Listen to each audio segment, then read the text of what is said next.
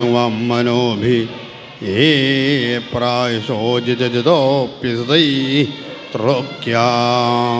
ശ്രേയശ്രുതിം ഭക്തിമുതസ്യ തേ വിഭോ ക്ലിശ്യന്തി യേ കേവലബോധലബ്ധയേ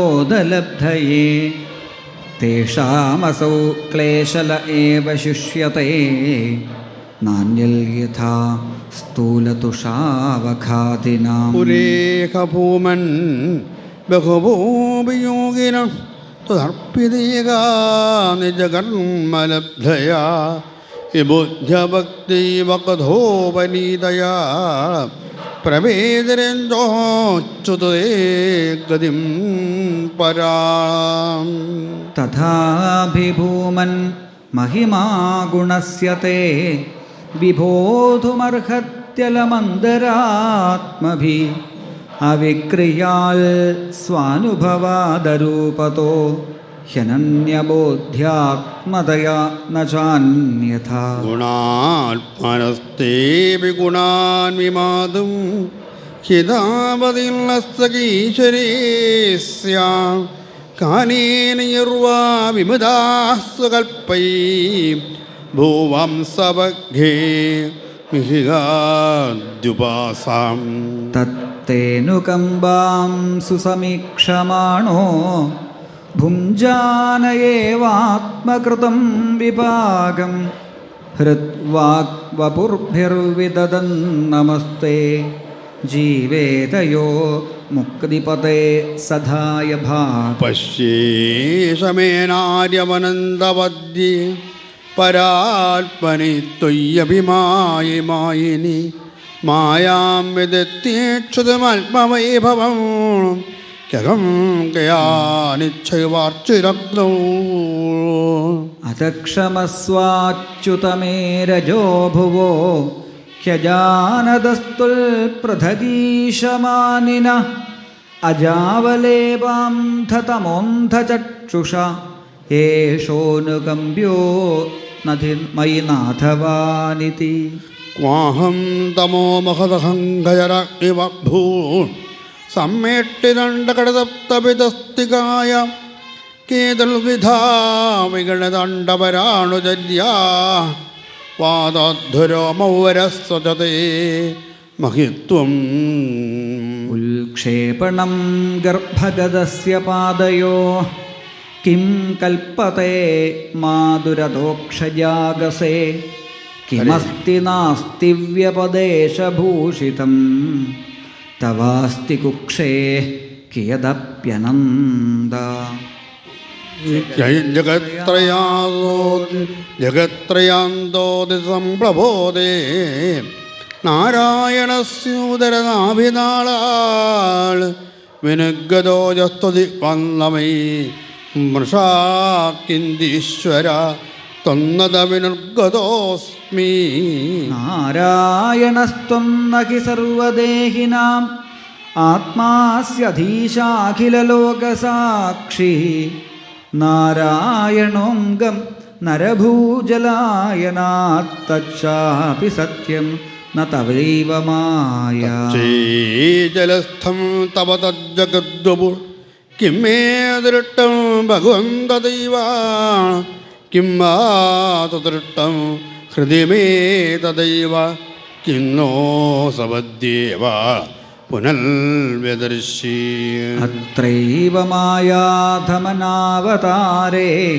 ഹ്യസ്യ പ്രപഞ്ചസ്യ ബഹിസ്ഫുടസ്യ കൃഷ്ണസ്യ ചാന്തർജഠരേ ജനന്യാ മായാത്വമേവ പ്രകടീകൃതം തേ. യസ്യ കുക്ഷാമിദം സർവം സാത്മം ഭാതി യഥാ തഥാ തത്ത്വയവീഗതഃ സർവം കിമിദം മായയാ വിനാ. അദ്യൈവ ത്വഹൃദയസ്യ കിം മമ ന തേ മായാത്വമാദർശിതം ഏകോസി പ്രഥമം തതോ വ്രജസുഹൃൽ വത്സാ സമസ്താ അപി താവന്തോസി ചതുർഭുജാസ്തദഖിലൈഃ സാകം മയോപാസിതാം താവം ദേവ ജഗം വ്യഭൂസ്തദമിദം ബ്രഹ്മാദ്വയം ശിഷ്യത്തെ. അജാനതാം ത്വൽപദമേമനാത്മന്യാത്മാത്മനാഭാസ വിതത്യമായാം സൃഷ്ടാവിവാഹം ജഗതോ വിധാന ഇവ ത്വമേഷോന്തവത്രനേത്ര. സുരേഷു ഋഷിഷ്വീശ തഥൈവ നൃഷ്വപി തിര്യക്ഷുയാദസ്വപി തേ ജനസ്യ ജന്മാസതാം ദുർമദനിഗ്രഹായ പ്രഭോ വിധാത സദനുഗ്രഹായ ച. ഓ വേത്തി ഭൂമൻ ഭഗവൻ പരാത്മൻ യോഗേശ്വരോദീർഭവതത്രോക്യാം കുവാ കഥം വാ കതിവാ കഥേതി വിസ്താരയൻ ക്രീഡസി യോഗമായാം. തസ്മാദിദം ജഗദശേഷമസൽസ്വരൂപം സ്വപ്നാഭമസ്തധിഷണം പുരദുഃഖദുഃഖം ത്വയ്യേവ നിത്യസുഖബോധതനാവനം തേ മായാത ഉദ്യതബിയൽ സദിവാവഭാതി. ഏകസ്ത്വമാത്മാ പുരുഷ പുരാണ സത്യസ്യൻ ജ്യോതിരനന്ദവദ്യ നിത്യോക്ഷരോജസ്തൃതകോ നിരഞ്ജന പൂർണോദ്വയോ മുക്ത ബാധിതോ മൃതാം. ഏവം വിധം ത്വാം സകലാത്മനാമപി സ്വാത്മാനമാത്മാത്മതയാ വിചക്ഷത്തെ ഗുരുവർക്കലബ്ധോപനിഷത്സു ചക്ഷുഷാ ഏതേ തരന്തീവ ഭവാനൃതാം ബുദ്ധിം. ആത്മാനമേവാത്മനയാ ആത്മാനമേവാത്മതയാ വിജാനത തേനൈവ ജാതം നിഖിലം പ്രപഞ്ചിതം ജ്ഞാനേന ഭൂയോ വിദിതൽപ്രളീയതേ രജ്വാമകേർഭോഗഭവാപഭൂ യഥാ. അജ്ഞാനസംജ്ഞൗ ഭവബന്ധമോക്ഷൗ ദ്യൗ നാമനാന്യൗ സ്തകൃതജ്ഞഭാവാൽ അജസ്രചിത്യാത്മനി കേവലേ പരേ വിചാര്യമാണേ തരണാവിവാഹനി. ആത്മാനം പരം മത്വാ പരമാത്മാനമേവ ച ആത്മാ പുനർബഹിർമൃഗ്യ അഹോ ജനതാജ്ഞതാ. അന്തർഭവേ അനന്തഭവന്തമേവ ഹ്യദത്യജന്തോ മൃഗയന്തി സന്ത അസന്തമപ്യന്തഹിമന്തരേണ സന്തം ഗുണം തം കിമുയന്തി സന്ത. അഥാപിതേ ദേവ പദാംബുജദ്വയ പ്രസാദലേധാനി ഗൃഹീതയേവ ഗീയം ജാനാതി തത്വം ഭഗവൻ മകിംനോ നജാന്യേകോപി ചിരം വിജുൽവൽ. തദസ്തു മേ നാഥ സഭൂരിഭാഗോ ഭവേത്ര വാന്യത്ര തു വാ തിരശ്ചാം യേനാഹമേകോപി ഭവൽ ജനാനാം ഭൂത്വാ നിഷേവേ തവ പാദപല്ലവം. മഹോദിതന്യാ പ്രജഗോരമണ്യ തന്യാമൃതം പീതമതീവതേ മുദാ യാസാമ്യഭോ വത്സതരാത്മജാത്മനാ യത്ര തേദ്യാമി ന ജാലമധ്വരാ. അഹോ ഭാഗ്യമഹോ ഭാഗ്യം നന്ദഗോപവ്രജൗകസാം യന്മിത്രം പരമാനന്ദം പൂർണ്ണം ബ്രഹ്മസനാതനം. അഹോ ഭാഗ്യമഹോ ഭാഗ്യം നന്ദഗോപം വ്രജൗകസാം യന്മിത്രം പരമാനന്ദം പൂർണ്ണം ബ്രഹ്മസനാതനം. യേഷാം തു ഭാഗ്യമഹിമാച്യുത താവദാസ്താം ഏകാദശൈവ ഹി പരംപദ ഭൂരിഭാഗാഃ യേതൽ ഋഷീകചഷകൈരസകൽപിബാമ ശർവാദയോഘ്രിതജമധ്വമൃദാസവന്തേ തൽഭൂരിഭഗ്യമിക ജന്മകിമപ്യടമ്യാം യഗോകുലേ ബകതമാംഗ്രജോഭിഷേകം യജ്ജീവിതം ത്വദിഖിലം ഭഗവാൻ മുകുന്ദ ത്വദ്യാപി യൽപദരജ ശ്രുതിമർഗ്യമേവ യേഷാം ഘോഷനിവാസിനാമുത ഭവാൻ കിം ദേവരാദേതി ന ചേതോ വിശ്വഫലാൽ ഫലം ത്വദപരം കുത്രാപ്യയൻ മുഹ്യതി സദ്വേഷാദിവ പൂതനാപി സകുല ത്വാമേവ ദേവാപിതാ യൽധാമാർത്ഥസുഹൃൽപ്രിയാത്മതനയ പ്രാണാശയാസ്തുൽകൃതേ താവദ്രാഗാദയസ്തേന താവൽ കാരാഗ്രഹം ഗൃഹം താവൽ മോഗോഗ്രതികടോ യാവൽ കൃഷ്ണദീജരാ പ്രപഞ്ചം നിഷ്പ്രപഞ്ചോപി വിഡംബയസി ഭൂതലേ പ്രപന്നജനതാനന്ദസന്തോഹം പ്രഥിതും പ്രഭോ ജാനന്ദേവ ജാനന്ദോ കിം ബഹുക്യാമേ പ്രഭോ മനസോ ബഭുഷോ വാചോ വൈഭവം തവ ഗോചര അനുജാനീഹി മാം കൃഷ്ണ സർവം ത്വം വേത്സി സർവദൃക് ത്വമേവ ജഗദാം നാഥോ ജഗദേതൽ തവാർപ്പിതം ശ്രീകൃഷ്ണ വിഷ്ണുകുല പുഷ്കര ജോഷതായിൽ ക്ഷമാനർജര ദുഷപശോദതി വൃദ്ധികാരിൽ ഉദ്ധർമ്മ സർവരഹര ചിതിരാക്ഷുഘ്രുവാ കൽപ്പമർക്കമർഹൽ ഭഗവൻ നമസ്തേ ശ്രീശുകൗവാച ഇത്യഭിഷ്ടൂയ ഭൂമാനം ത്രിപരിക്രമ്യ പാദയോഃ നത്വാഭീഷ്ടം ജഗദ്ധാതാ സ്വധാമ പ്രത്യപദ്യതാം തതോ ന ജ്ഞാപ്യ ഭഗവാൻ സ്വഭോപം പ്രാഗവസ്ഥിതാൻ വത്സാൻ പുളിനമാനിന്യേം യഥാ പൂർവസഖം സ്വകം ഏകസ്മിന്നപി യാതേബ്ദേ പ്രാണേശം ചാന്തരാത്മന കൃഷ്ണമായാകതാരാജൻ ക്ഷണാർത്ഥം മേ നിരേർഭകാഃ കിം കിം അവിസ്മരം ദീഹ മായാമോഹിതചേതസാ യന്മോഹിതം ജഗൽ സർവം അഭീഷ്ണം വിസ്മൃതാത്മകം ഓജകൃത സുകൃത കൃഷ്ണം സ്വാഗതം തേതിരം കസ നൈകോപ്യഭോജ കവള ഏകീധ സാധുഭുജ്യതാം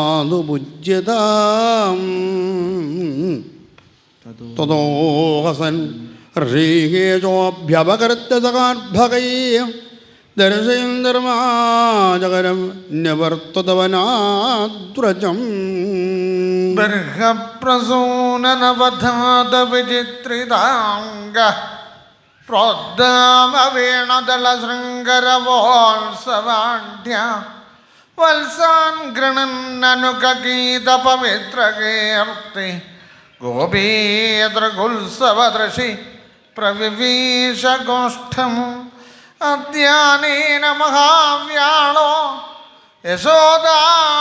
യശോദാനന്ദസൂനുനാം ഹതോ വിതാ വയം ചസ്മാൻ ഇതി ബാലാം വ്രജേ ജഗോ രാജോവാച ബ്രഹ്മൻ പരുദ്ഭവേ കൃഷ്ണേ യാൻ പ്രേമാ കഥം ഭവേൽ യോ ഭൂതപൂർവസ്തോകേഷു സോദ്ഭവേഷ്വപി കഥ്യതാം ശ്രീശുക ഉവാച സർവേഷാം അഭിഭൗതാനാം നൃപ സ്വാത്മൈവ വല്ലഭ ഇതരേ പത്തവിത്താദ്യ തൽവല്ലഭദൈവ ഹി തദ്രാജേന്ദ്രയഥാ സ്നേഹ സ്വസ്വഗാത്മനി ദേഹിനാം ന തഥാ മമദാലംബി പുത്രവിത്തഗൃഹാദിഷു ദേഹാത്മവാദിനാം പുംസാം അഭിരാജന്യസത്തമ യഥാ ദേഹപ്രിയതമ തഥാ നഹ്യനുയേചതം ദേഹോപി മമദാഭാക്ഷയം തർഹ്യസോ നാത്മവൽ പ്രിയ യജ്ജീവ്യത്യപി ദേഹേസ്മിൻ ജീവിതാശാബലീയസേ തസ്മാൽ പ്രിയതമസ്വാത്മാ സർവേഷാമപി ദേഹിനാം തദർത്ഥമേവ സകലം ജഗദേതച്ചരാചരം കൃഷ്ണമേനോ വേഹിത്വം ആത്മാനമഖിലൽപ്പനാം ജഗദ്വിധായ സോപ്യത്ര ദേഹീവാഭാതി മായയാ വസ്തുതോ ജാനതാമത്ര കൃഷ്ണം സ്ഥാസ്നുചരിഷ്ണു ച ഭഗവദ്രൂപമഖിലം നാന്യൽ വസ്തുഹ കിഞ്ചന സർവേഷാമപി വസ്തൂനാം ഭാവാർത്ഥോ ഭവതി സ്ഥിത തസ്യാപി ഭഗവാൻ കൃഷ്ണ കിമതദ്വസ്തുരുപ്യതാം സമാശ്രിതായേ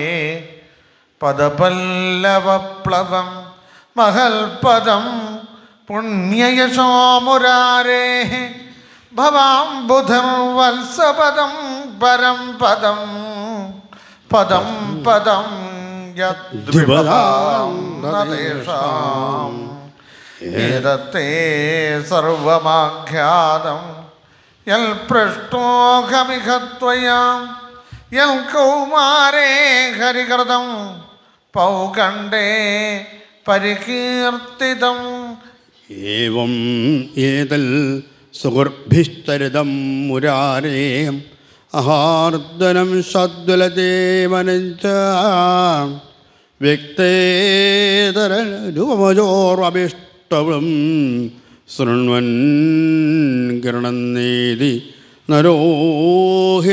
നരോഹിലർദ്ധാൻ ഏവം വിഹാരൈ കൗമാരൈഃ കൗമാരം ജഹതുർവ്രജേ നിലായനൈഃ സേതുബന്ധേർ മർക്കടോത്പ്ലവനാദിഭിഃ ഇതി ശ്രീമദ്ഭാഗവതേ മഹാപുരാണേ പാരമഹംസ്യാം സംഹിതായാം ദശമസ്കന്ധേ പൂർവാർദ്ധേ ബ്രഹ്മസ്തുതിർനാമ ചതുർദശോധ്യായ സർവത്ര ഗോവിന്ദനാമ സങ്കീർത്തനം ഗോവിന്ദ ഗോവിന്ദ ഹരേ രാമ രാമ രാമ ഹരേ ഹരേ ഹരേ കൃഷ്ണ കൃഷ്ണ കൃഷ്ണ ഹരേ ഹരേ ഹരേ രാമ രാമ ഹരേ ഹരേ ഹരേ കൃഷ്ണ കൃഷ്ണ കൃഷ്ണ ഹരേ ഹരേ ഹരേ രാമ രാമ ഹരേ ഹരേ ഹരേ കൃഷ്ണ കൃഷ്ണ കൃഷ്ണ ഹരേ ഹരേ സർവത്ര ഗോവിന്ദനാമ സങ്കീർത്തനം ഗോവിന്ദ ഗോവിന്ദ. ഗുരുവായൂരപ്പാ ശരണം.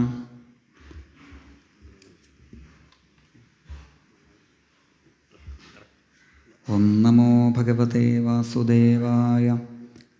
നിത്യാനന്ദകരീ വരാഭയകരീ സൗന്ദര്യരത്നാകരീ നിർധൂതാഖിലഘോരപാപനികരീ പ്രത്യക്ഷമാഹേശ്വരി പ്രാലേയാചലവംശപാവനകരീ കാശീപുരാധീശ്വരി ഭിക്ഷാം ദേഹി കൃപാവലംബനകരീ മാതാന്നപൂർണേശ്വരി. അന്നപൂർണേ സദാപൂർണേ ശങ്കരപ്രാണവല്ലഭേ ജ്ഞാനവൈരാഗ്യസിദ്ധ്യർത്ഥം ഭിക്ഷാം ദേഹി ച പാർവതിം. കഥാമയീം ഭാഗവതാഭിധാനാം ഹരേതനും തേശ്ചരിതൈസ്തുതീയൈ യഥാമതിസ്തുൽ പരിദോഷകാമസ്തൗമി പ്രസീദ അച്യുത മാരുതേശ. കൃഷ്ണായ വാസുദേവായ ദേവകീനന്ദനായ ച നന്ദഗോപകുമാരായ ഗോവിന്ദായ നമോ നമഃ. കൃഷ്ണായ വാസുദേവായ ഹരയേ പരമാത്മനേ പ്രണതക്ലേശനാശായ ഗോവിന്ദായ നമോ നമഃ. മഹാഗണപതയേ ശരണം. ഗംഗാതീരത്ത് പ്രായോപവേശവ്രതവുമായി എത്തിച്ചേർന്ന പരീക്ഷിത്ത് മഹാരാജാവ് പരമഭാഗവതനായ ശ്രീ ശുകബ്രഹ്മർഷിയിൽ നിന്നും ശുകമുഖാത് അമൃതദ്രവസംയുതം ഭാഗവതം പിബത. എത്രയെത്ര കേട്ടാലും മതിവരാത്തതായ ഹരികഥാമൃതത്തെ, ഭാഗവതാമൃതത്തെ ആസ്വദിച്ച് പാനം ചെയ്യുന്നു. പിബത ഭാഗവതം. കേൾക്കുക എന്നല്ല, അതിനെ കുടിക്കണം. ഭാഗവത മാധുര്യത്തെ, ഭാഗവതത്തെ കുടിക്കണം. അങ്ങനെ നേത്രൈശ്രോത്രൈശ്ച പീത്വാ, കണ്ണുകൊണ്ട് കണ്ണൻ്റെ രൂപത്തെയും കാതുകൊണ്ട് ആ കൃഷ്ണലീലകളെയും ഭഗവത് ലീലകളെയും കുടിക്കാൻ മനുഷ്യജന്മത്തിനെ സാധിക്കൂ. ഹരികഥാമൃതത്തെ പരീക്ഷിത്ത് മഹാരാജാവിൻ്റെ മുൻപിലേക്കായി ഒഴുക്കുന്നതായ വ്യാസപുത്രൻ ശുകബ്രഹ്മർഷി അനേകമനേകം ഈശ്വരലീലകളെ വർണ്ണിച്ചു. കാലസ്വരൂപിയായ ഭഗവാൻ കാലാധിപന്മാരായ മനുവിനെ അനുഗ്രഹിക്കാൻ, കാലക്കേടുകളെ തീർക്കാൻ ഓരോ മന്വന്തരങ്ങളിലായി സ്വീകരിച്ച ഗജേന്ദ്രമോക്ഷം, പാലാഴിമഥനം, വാമനാവതാരം, മത്സ്യാവതാരം തുടങ്ങിയ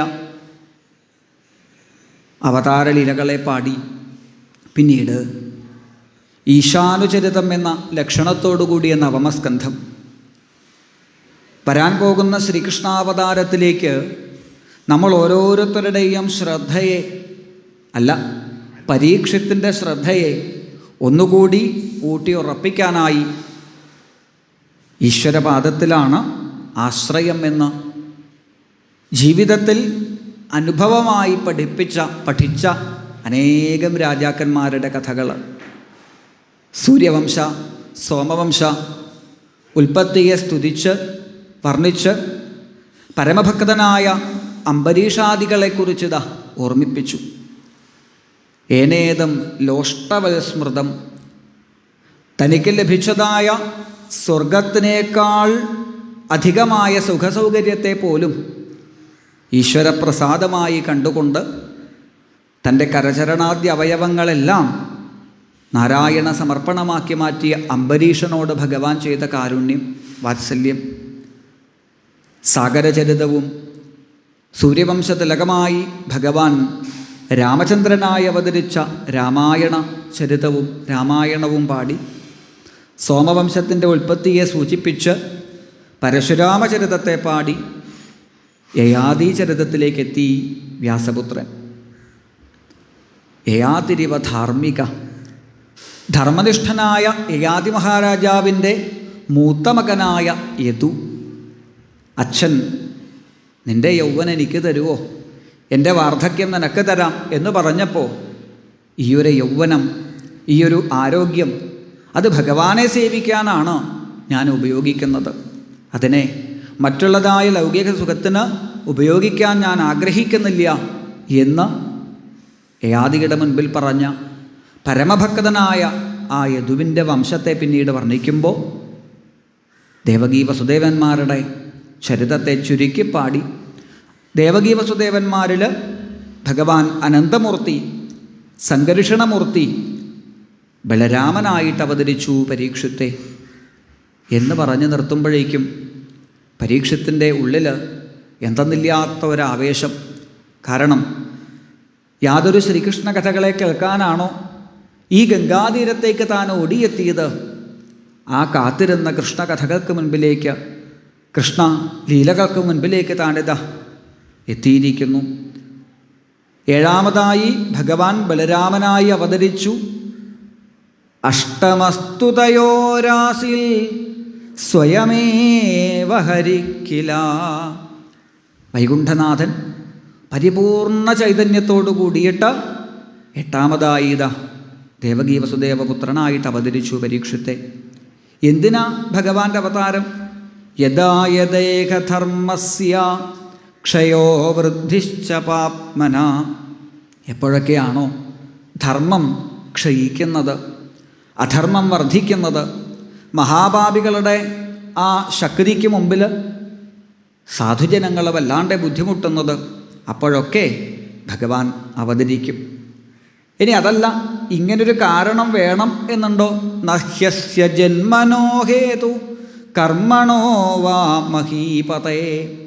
പ്രപഞ്ചത്തിൻ്റെ മുഴുവൻ നാഥനായ, ജഗത്തിന് മുഴുവൻ ഉടയവനായ ഭഗവാന് അവതരിക്കാനൊരു കാരണം വേണമെന്നില്ല. ഭഗവാന് തോന്നിയാൽ അവതരിക്കാം, ഭഗവാന് തോന്നിയാൽ പ്രപഞ്ചത്തെ സൃഷ്ടിക്കാം, ഭഗവാന് തോന്നിയാൽ ഇതൊക്കെ തിരിച്ച് സ്വീകരിക്കുകയും ചെയ്യാം. ഏതായാലും കൃഷ്ണാവതാരം, ആ ശ്രീകൃഷ്ണാവതാരത്തിന് കാരണങ്ങൾ അനേകമാണ്. കലൗ ജനിഷ്യമാണാനാം ദുഃഖശോകതമോനുതം. പ്രധാനമായും കൃഷ്ണാവതാരത്തിൻ്റെ കാരണമായി പറയുന്നത് വ്യാസപുത്രൻ ദാ ഈ കലിയുഗത്തിൽ ജനിച്ച നമുക്ക് വേണ്ടിയിട്ടാണത്രേ ശ്രീകൃഷ്ണാവതാരം. മറ്റുള്ള അവതാര കഥകളൊക്കെ കേൾക്കണം, പാടണം. എങ്കിലും കലിയുഗവാസികളായ പലതരത്തിലുള്ളതായ കലികാല കൽമഷങ്ങളിൽ പെട്ടുപോയ നമുക്ക് ഓരോരുത്തർക്കും അമൃത ഔഷധമാണ് ഭഗവാന്റെ കൃഷ്ണലീലകൾ. അതിനെ കേട്ട് യസ്മിൻ സൽക്കർണ പീയൂഷേശസ്തീർത്ഥവരേ സകൃൽ ശ്രോത്രാഞ്ജലിപിരുപസ്പൃശ്യാധുനുതേ കർമ്മവാസന. ഉപ്പുവെള്ളം നിറഞ്ഞ ഒരു പാത്രത്തിലേക്ക് പഞ്ചസാര ലായനി ഒഴിച്ചുകൊണ്ടേയിരുന്നാൽ ക്രമേണ ആ ഉപ്പ് സ്വാദ് കുറഞ്ഞ് കുറഞ്ഞ് അതിനകത്തുള്ളത് മധുരമുള്ളതായ ആ ജലമായിട്ട് മാറും. ഇതുപോലെ പലതരത്തിലുള്ളതായ പ്രാരബ്ധങ്ങൾ, പൂർവ കർമ്മപ്രാരബ്ധങ്ങളുടെ ചെളിവെള്ളമാണ് നമ്മൾ ഓരോരുത്തരുടെയും ഹൃദയത്തിൻ്റെ അടിത്തട്ടിലുള്ളത്. ആ ഹൃദയത്തിലുള്ളതായ പ്രാരബ്ധ ചെളിവെള്ളം പുറത്തേക്ക് കളയാനുള്ള വഴി എന്താ? ശുകബ്രഹ്മ പരീക്ഷത്തിനോട് ഭാഗവതം തുടങ്ങുന്നതിന് മുമ്പ് തന്നെ ഈ ഒരു വഴിയാണ് ഓർമ്മിപ്പിച്ചത്. പരീക്ഷത്തെ അങ്ങ് എന്തേ വേണ്ടത്? തൽക്കാലം ആ തക്ഷകനെ അങ്ങ് മറക്കുക. തൽക്കാലം 7-ാം നാൾ വരാൻ പോകുന്ന മരണത്തെ അങ്ങ് മാറ്റിവെക്കാം. എന്നിട്ട് എന്തേ വേണ്ടത്? കാതുകൾ തന്നിട്ടില്ലേ ഭഗവാൻ? ഈ 2 കാതുകളും ഒന്ന് കൂർപ്പിച്ച് എൻ്റെ മുൻപിൽ ശ്രദ്ധയോടുകൂടി ഇരിക്കുക. പിബന്തിയേ ഭഗവത ആത്മനസ്സതാം കഥാമൃതം ശ്രവണപുടേഷു സംഭൃതം. ഈ 2 ചെവിക്കൊടകൾ അല്ലേ, വീടിൻ്റെയൊക്കെ മുകളിൽ 2 ഭാഗത്തൊക്കെ അല്ലെങ്കിൽ ആൻറ്റിനകൾ ഫിറ്റ് ചെയ്യണില്ലേ, അതുപോലെ സൃഷ്ടികർത്താവ് നമുക്ക് ഈ മനുഷ്യ ശരീരമാകുന്നതായ കെട്ടിടത്തിൻ്റെ ടെറസിൻ്റെ മുകളിൽ ദാ ഇങ്ങനെ 2 ഭാഗത്തേക്ക് തിരിച്ചു വച്ചിട്ടുണ്ട് 2 ആൻറ്റിനകൾ, ഡിഷ് ആൻറ്റിനകൾ. എന്തിനു വേണ്ടിയിട്ടാ ഈ ചെവിക്കൊടകൾ വച്ചത്? കഥാമൃതം ശ്രവണപുടേഷു സംഭൃതം. പരദൂഷണത്തിൻ്റെ ചാനൽ ട്യൂൺ ചെയ്യാൻ വേണ്ടിയിട്ടല്ല, പിന്നെയോ ഈശ്വര കഥകൾ, ഭഗവാന്റെ കഥകൾ കേൾക്കാൻ വേണ്ടിയിട്ട്. അപ്പോൾ ഈ 2 പാത്രം കൊണ്ട് ഭഗവാന്റെ കഥകളെ കോരി കോരി കോരി നിറയ്ക്കണം. എവിടെയാണ് നിറയ്ക്കേണ്ടത്? നേരത്തെ പറഞ്ഞില്ലേ, നമ്മുടെ ഉള്ളിലുള്ളതായ ആ പാത്രം, ഹൃദയമാകുന്ന പാത്രം, അതിലടിഞ്ഞുകൂടിയിരിക്കുന്നതായ പ്രാരബ്ധത്തിൻ്റെ ചെളിവെള്ളം, ആ പാത്രത്തിലേക്ക്, ഹൃദയത്തിലേക്ക് ഈശ്വര കഥാമൃതത്തെ അങ്ങനെ നിറയ്ക്കുക. അങ്ങനെ കുറേ കാലം കഴിയുമ്പോഴോ പുനന്തിതേ വിഷയവിദൂഷിതാശയം. എത്ര കട്ടിയുണ്ട് ആ പ്രാരബ്ധ ചെളിവെള്ളത്തിനെന്ന് നമുക്കറിയില്ല. ചിലപ്പോൾ കുറച്ച് ഒഴിച്ചാൽ മതിയാവും, ചിലപ്പോൾ കുറേ ജന്മങ്ങൾ ഒഴിക്കേണ്ടി വരും. എന്നാലും നിരന്തരം നിരന്തരം നിരന്തരം സദാസേവ്യ സദാസേവ്യ ശ്രീമദ് ഭാഗവതാമൃതം, നിരന്തരം ഭഗവത് കഥാമൃതത്തെ, തീർത്ഥത്തെ ഒഴിച്ചുകൊണ്ടിരുന്നാൽ പുനന്തിതേ വിഷയവിദൂഷിതാശയം, ആ ഹൃദയമാകുന്ന പാത്രത്തിലുള്ളതായ പ്രാരബ്ധച്ചെളി നീങ്ങി ഭഗവാന്റെ പുഞ്ചലം പണിഞ്ഞ ശ്രീപാദങ്ങളെ തെളിഞ്ഞു കാണാനായിട്ട് നമുക്ക് സാധിക്കും. അതുകൊണ്ട് പരീക്ഷത്തെ ശ്രദ്ധയോടുകൂടിയിരിക്കൂ എന്ന് പറഞ്ഞിട്ടാണല്ലോ വ്യാസപുത്രൻ ഭാഗവതാമൃതം തുടങ്ങിയത്. ഇപ്പോഴിതാ കൃഷ്ണാവതാരമായപ്പോൾ ഒന്നുകൂടി ആ ഒരു രംഗത്തെ ഓർമ്മിപ്പിച്ചു. ധുനുതേ കർമ്മവാസന. യാതൊരു ശ്രീകൃഷ്ണ കഥകൾ ഉള്ളിലേക്ക് കയറുമ്പോഴാണോ അവൻ്റെ ഉള്ളിലുള്ളതായ പ്രാരബ്ധ കർമ്മവാസനകൾ മുഴുവൻ നശിക്കുക, ആ ഈശ്വര കഥകൾക്ക് മുൻപിലേക്ക് ഇതാ നമ്മൾ എത്തിയിരിക്കുന്നു.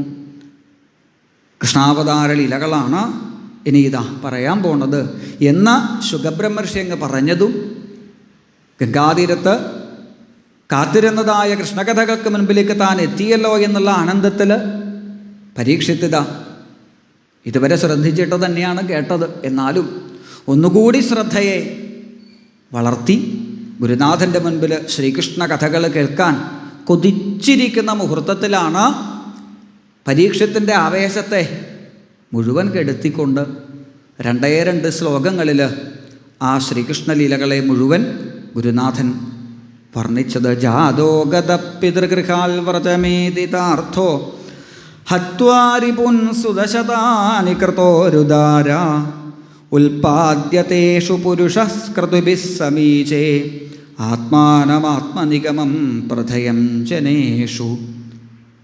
അങ്ങക്കിപ്പോൾ കൃഷ്ണാവതാരല്ലേ പരീക്ഷത്തെ കേൾക്കേണ്ടത്? ഞാൻ പറഞ്ഞു തരാം. ദേവകീ വസുദേവന്മാരുടെ പുത്രനായിട്ട് ഭഗവാൻ കംസൻ്റെ കാരാഗ്രഹത്തിൽ അവതരിച്ചു. അമ്പാടിയിലേക്ക് പോയി ബാലലീലകളെ നടത്തി. വൃന്ദാവനത്തിലേക്ക് ചെന്ന് ഗോവർദ്ധനോദ്ധാരണം, രാസലീല തുടങ്ങിയ ആനന്ദലീലകളെ നടത്തി. തിരിച്ച് മധുരയിലേക്കെത്തി കംസാദികളെ വധിച്ചു. പിന്നീട് ദ്വാരകയിൽ പോയി കുറേ കല്യാണം കഴിച്ച് ത്രിലോകീഗ്രഹസ്ഥനായി ഒടുവിൽ ബ്രഹ്മശാപം വന്നപ്പോൾ തനിക്ക് പോണ്ട സമയമായി എന്ന് മനസ്സിലായതും ഉദ്ധവന് ശ്രേഷ്ഠമായ ഉപദേശത്തെ കൊടുത്ത് ഉദ്ധവനെ ബദരീനാഥത്തിലേക്ക് അയച്ച് സമകാൽ സ്വധാമ തൻ്റെ കൃഷ്ണനാട്ടം കഴിഞ്ഞ് ഭഗവാൻ തിരിച്ചുപോയി. ഇത്രയും ചുരുക്കി ആ ശ്രീകൃഷ്ണലീലയെ പറഞ്ഞ് ശുഖബ്രഹ്മഋഷി സർവത്ര ഗോവിന്ദ നാമസങ്കീർത്തനം പറഞ്ഞ് അവിടെ ഭാഗവത കഥാപ്രവചനം നിർത്തി. പരീക്ഷിത്തോ കൊതിച്ചിരുന്നതായ ആ കൃഷ്ണകഥയെ ഗുരുനാഥനിങ്ങനെ 2 ശ്ലോകത്തിൽ ചുരുക്കി പറഞ്ഞ് നിർത്തിയതായ സമയത്ത് കണ്ണുമിഴിച്ചു നോക്കുക ഗുരുനാഥൻ്റെ മുഖത്തേക്ക്. എന്തേ ഇപ്പം നിർത്തിയത്? ഇനി വിസ്തരിച്ച് പറയാൻ വേണ്ടിയിട്ടാവോ? ആദ്യം ചുരുക്കി ആ കൃഷ്ണൻ്റെ കഥകളെ ഒന്ന് പറഞ്ഞ് ഇനി വിസ്തരിച്ചിട്ട് പറയാൻ അല്ലേ? പുസ്തകങ്ങൾക്കൊക്കെ ആദ്യം ഒരു പേജിൽ ഉള്ളടക്കം എന്ന് പറഞ്ഞിട്ടൊന്നുണ്ടാവും. അതിൽ ഈ പുസ്തകത്തിൻ്റെ കാര്യങ്ങളൊക്കെ ചുരുക്കി പറയും. ആ ചുരുക്കി പറഞ്ഞ ഭാഗം വായിക്കുമ്പോഴാണ് ഈ ഗ്രന്ഥത്തിൽ ഗ്രന്ഥകാരൻ എന്ത് വിഷയമാണ് പറയണത് എന്ന് നമുക്ക് മനസ്സിലാവുക. അപ്പോൾ അത് വായിക്കുമ്പോൾ നമുക്ക് താല്പര്യമുള്ളതാണെങ്കിൽ അവിടെ നിന്ന് അങ്ങോട്ട് വിസ്തരിച്ച് വായിക്കാം. ഇതുപോലെ ഗുരുനാഥനൊരു സൂചിക, ഗ്രന്ഥസൂചിക എന്നുള്ള പോലെ പറഞ്ഞു വെച്ചതാണോ? ഇനി വിസ്തരിച്ച് പറയാതിരിക്കുമെന്ന് വിചാരിച്ച പരീക്ഷത്ത് കുറച്ച് കാത്തു നിന്നു. പക്ഷേ വ്യാസപുത്രൻ ഒരക്ഷരം മിണ്ടണില്ല. ആവശ്യക്കാരന് ഔചിത്യമില്ല എന്ന് പറയില്ലേ? ഇവിടെ തനിക്കാണ് കൃഷ്ണകഥകളെ ആവശ്യം, തനിക്കാണ് ആ ശ്രീകൃഷ്ണ കഥകൾ കേൾക്കേണ്ടത്. അതുകൊണ്ട് ഒരു മടിയും കൂടാതെ ഗുരുനാഥൻ്റെ മുൻപിലിതാ പരീക്ഷിത്ത് അറിയിക്കുന്നു തൻ്റെ ശ്രീകൃഷ്ണ കഥകളോടുള്ള ആവശ്യം. കഥിതോ വംശവിസ്താരോ ഭവതാ സോമസൂര്യയോ രാജ്ഞാം ചോഭയവംശ്യാനാം ചരിതം പരമാദ്ഭുതം. ഹേ ഗുരുനാഥ, ഇപ്പം എത്ര കഥകൾ പാടി ഈ 3-4 ദിവസം കൊണ്ട് അങ്ങ്. അനേകമനേകം രാജാക്കന്മാരുടെ കഥകൾ, ഭക്തന്മാരുടെ കഥകൾ, ഇതൊക്കെ അങ്ങ് പാടിയിട്ടുണ്ട്. അതിൽ ചില കഥകളൊക്കെ കുറച്ചുകൂടി വിസ്തരിച്ച് കേൾക്കണമെന്ന് എനിക്ക് ആഗ്രഹം ഉണ്ടായിരുന്നു, പക്ഷേ ഞാൻ മിണ്ടിയില്ല. ചില കഥകളൊക്കെ ഇത്ര ചുരുക്കരുതായിരുന്നു എന്നെനിക്ക് തോന്നിയിട്ടുണ്ട്, പക്ഷേ ഞാൻ മിണ്ടിയില്ല. കാരണം അധികം സമയമില്ലല്ലോ എനിക്ക്. ഭഗവാന്റെ കഥകൾ വിസ്തരിച്ച് കേൾക്കാൻ പുറപ്പെട്ടാൽ അതിനുള്ള സമയം എനിക്കില്ല. തക്ഷകൻ്റെ ആ വരവ്, ആ ഒരു നിമിഷം വരെ മാത്രമേ എനിക്ക് ഈശ്വര കഥകൾക്ക് മുൻപിൽ നിൽക്കാൻ സാധിക്കുള്ളൂ എന്നുണ്ടെങ്കിൽ കൃഷ്ണാവതാരത്തിന് സമയമില്ലാണ്ടാവരുത്, ശ്രീകൃഷ്ണ കഥകൾക്ക് സമയം കുറഞ്ഞു പോകരുത് എന്ന് കരുതിയിട്ടാണ് ഇത്രയും സമയം സൂര്യസോമ വംശങ്ങളിലുള്ള അനേകം രാജാക്കന്മാരുടെ കഥകളെയൊക്കെ അങ്ങ് പറയുമ്പോഴും അതൊന്നും വിസ്തരിച്ച് കേൾക്കണം എന്നെനിക്ക് തോന്നാഞ്ഞത്. ഇപ്പോൾ അതൊക്കെ പറഞ്ഞ് കാത്തിരുന്നതായ ആ ശ്രീകൃഷ്ണ കഥകളിലേക്ക് എത്തിച്ചേർന്നപ്പോൾ അങ്ങെന്തേ ഇങ്ങനെ ചുരുക്കി വർണ്ണിച്ചത്? അവതീര്യയതോർവംശേ ഭഗവാൻ ഭൂതഭാവന കൃതവാൻ യാനി വിശ്വാത്മാ താനിനോ വദ വിസ്തരാൽ. യദുവംശത്തിൽ അവതരിച്ച പരമപുരുഷോത്തമനായ ആ ശ്രീകൃഷ്ണ ഭഗവാന്റെ കൃഷ്ണൻ്റെ കഥകൾ അതിനെങ്ങനെ ചുരുക്കിയിട്ടല്ല ഞാൻ കേൾക്കാൻ ആഗ്രഹിക്കുന്നത്. വിസ്തരിച്ച് തന്നെ അതിനെനിക്ക് പാടിത്തരണേ. എന്താ ആ കൃഷ്ണകഥയുടെ മാഹാത്മ്യം? എന്താ ആ ശ്രീകൃഷ്ണ കഥകളുടെ മാധുര്യം? നിവൃത്തദർശൈ ഉപഗീയമാനാൽ. കണ്ണ് തുറന്നിട്ട് ഈ ലോകത്തിൽ നിന്നാൽ ചിലപ്പോൾ എന്തെങ്കിലും കണ്ടിട്ട് മനസ്സിളകിപ്പോയാലോ?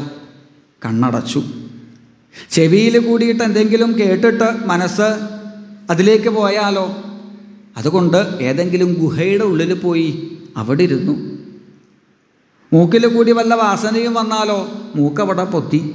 ഇങ്ങനെ ഇന്ദ്രിയങ്ങൾ പുറത്തേക്ക് വിട്ടുകഴിഞ്ഞാൽ, ഇന്ദ്രിയങ്ങളിൽ കൂടി മനസ്സ് പുറത്തേക്ക് പോയി കഴിഞ്ഞാൽ അപകടമാവോ എന്ന് പേടിച്ച് ധ്യാനിച്ചിരിക്കുന്ന ഋഷീശ്വരന്മാർ അല്ല, സർവഭൂതഹൃദയം, സർവചരാചരങ്ങളിലും കുടികൊള്ളുന്നതായ ചൈതന്യമാണ് ഈശ്വരൻ എന്നറിഞ്ഞ് നിരാകാരൻ നിർഗുണൻ എന്നു പറഞ്ഞുകൊണ്ട് രൂപമില്ലാത്ത നാമമില്ലാത്ത ആ ഈശ്വരനെ ധ്യാനിച്ച് നടക്കുന്ന ഋഷീശ്വരന്മാർ പോലും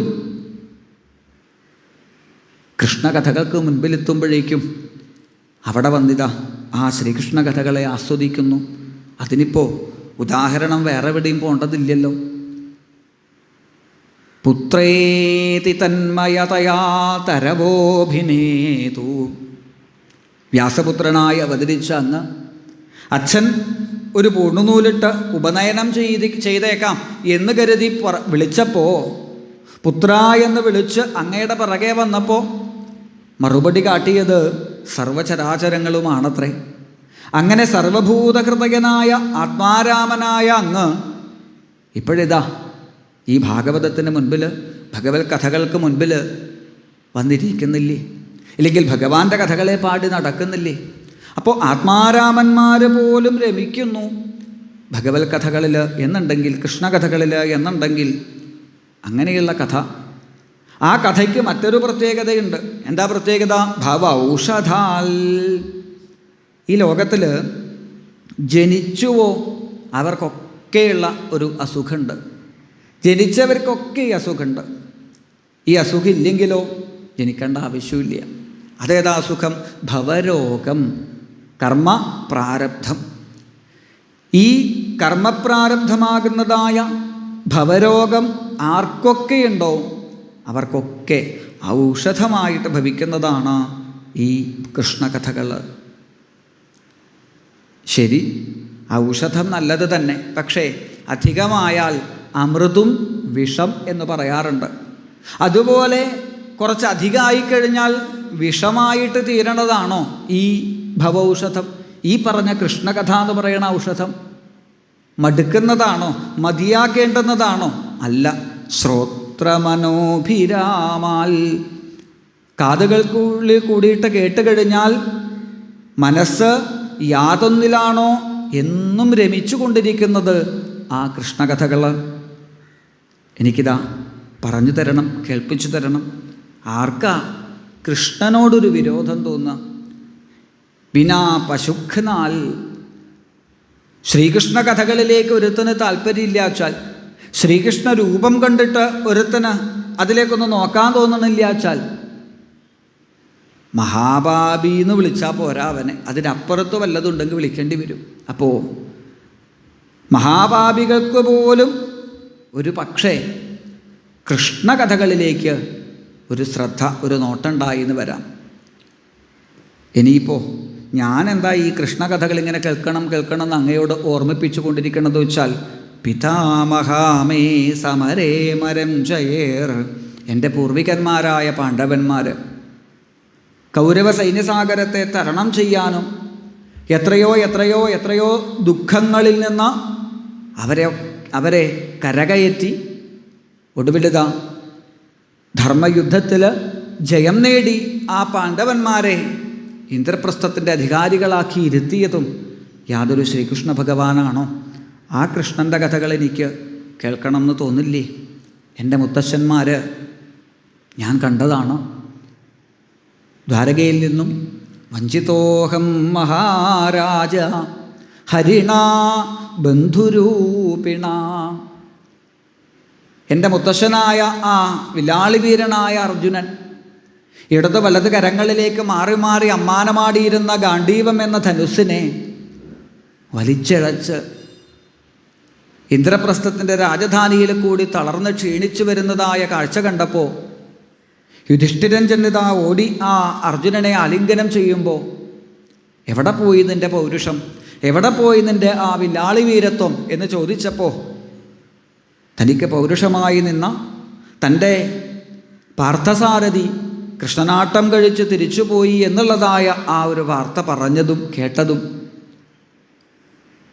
യുധിഷ്ഠിരനടക്കം എല്ലാവരും, ആ മുത്തശ്ശന്മാരൊക്കെ ജടാവൽക്കലത്തെ ധരിച്ച് വടക്ക് ദിക്കിലേക്ക് കൃഷ്ണനാമം ചൊല്ലി പരിവ്രാജകഭാവത്തിലേക്ക് ഹിമാലയത്തിലേക്ക് ചെല്ലുന്നത് കണ്ടവനാണ് ഈ പരീക്ഷിത്ത്. കൃഷ്ണൻ ഇവിടെ ഉണ്ടോ? ഏത് ദുഃഖത്തിലും പിടിച്ചു നിൽക്കാം. കൃഷ്ണൻ ഇവിടെ ഇല്ലാച്ചാൽ കൊട്ടാരമോ മറ്റുള്ളതായ സുഖസൗകര്യങ്ങളോ ഞങ്ങൾക്ക് വേണ്ട എന്ന് പറഞ്ഞ് ഈ ഭരണത്തെ എന്നെ ഏൽപ്പിച്ചതാ വടക്ക് തെക്കിലേക്ക് യാത്രയായ ആ പാണ്ഡവന്മാരുടെ പേരക്കുട്ടിയല്ലേ ഞാൻ. അപ്പോൾ കൃഷ്ണകഥകൾ കേൾക്കണമെന്ന് തോന്നുന്നുണ്ടാവില്ലേ? അതുകൊണ്ട് പൂർവികന്മാരായ പാണ്ഡവന്മാരോട് കൃഷ്ണൻ ചൊരിഞ്ഞ കാരുണ്യത്തെ എനിക്കും ഇതാ കേൾക്കണം. ഇനിയിപ്പോൾ പാണ്ഡവന്മാരുടെ കഥ പറഞ്ഞിട്ട്, അല്ലെങ്കിൽ പാരമ്പര്യം പറഞ്ഞിട്ട് കൃഷ്ണൻ്റെ കഥ കേൾക്കാൻ വന്നു എന്ന് അങ്ങ് കരുതേണ്ടതില്ല. പാരമ്പര്യമല്ല. ദ്രൗണ്യസ്ത്ര വിപ്ലുഷ്ടമിതം മദംഗം സന്താനബീജം കുരു പാണ്ഡവാനാം ജുഗോപകുക്ഷിം ഗത ആത്തചക്രോ മാതുശ്ചമേയ ശരണം ഗതായ. കുട്ടിക്കാലത്ത് സന്ധ്യാസമയത്ത് മുത്തശ്ശിയായ ആ കുന്തിദേവിയുടെ മടിയിലിരുന്ന സന്ധ്യാനാമം ചൊല്ലുമ്പോൾ കൃഷ്ണ ഹരേ ജയ കൃഷ്ണ ഹരേ ജയ കൃഷ്ണ ഹരേ ജയ കൃഷ്ണ ഹരേ, കരിമൂകിൽ വർണ്ണൻ്റെ തിരുവൂടലെന്നൂടെ ഹരികിൽ വന്നെപ്പോഴും കാണാകേണം, കാലിൽ ചീലമ്പും കിലുക്കി നടക്കുന്ന ബാലഗോപാലനെ കാണാകേണം. കണ്ണൻ്റെ ലീലകളോരോന്നും വെവ്വേറെ എണ്ണി എണ്ണിക്കണ്ണിൽ കാണാകേണം എന്ന് ആ മുത്തശ്ശിയായ കുന്തിദേവി കൃഷ്ണനാമം അങ്ങനെ ജപിച്ച്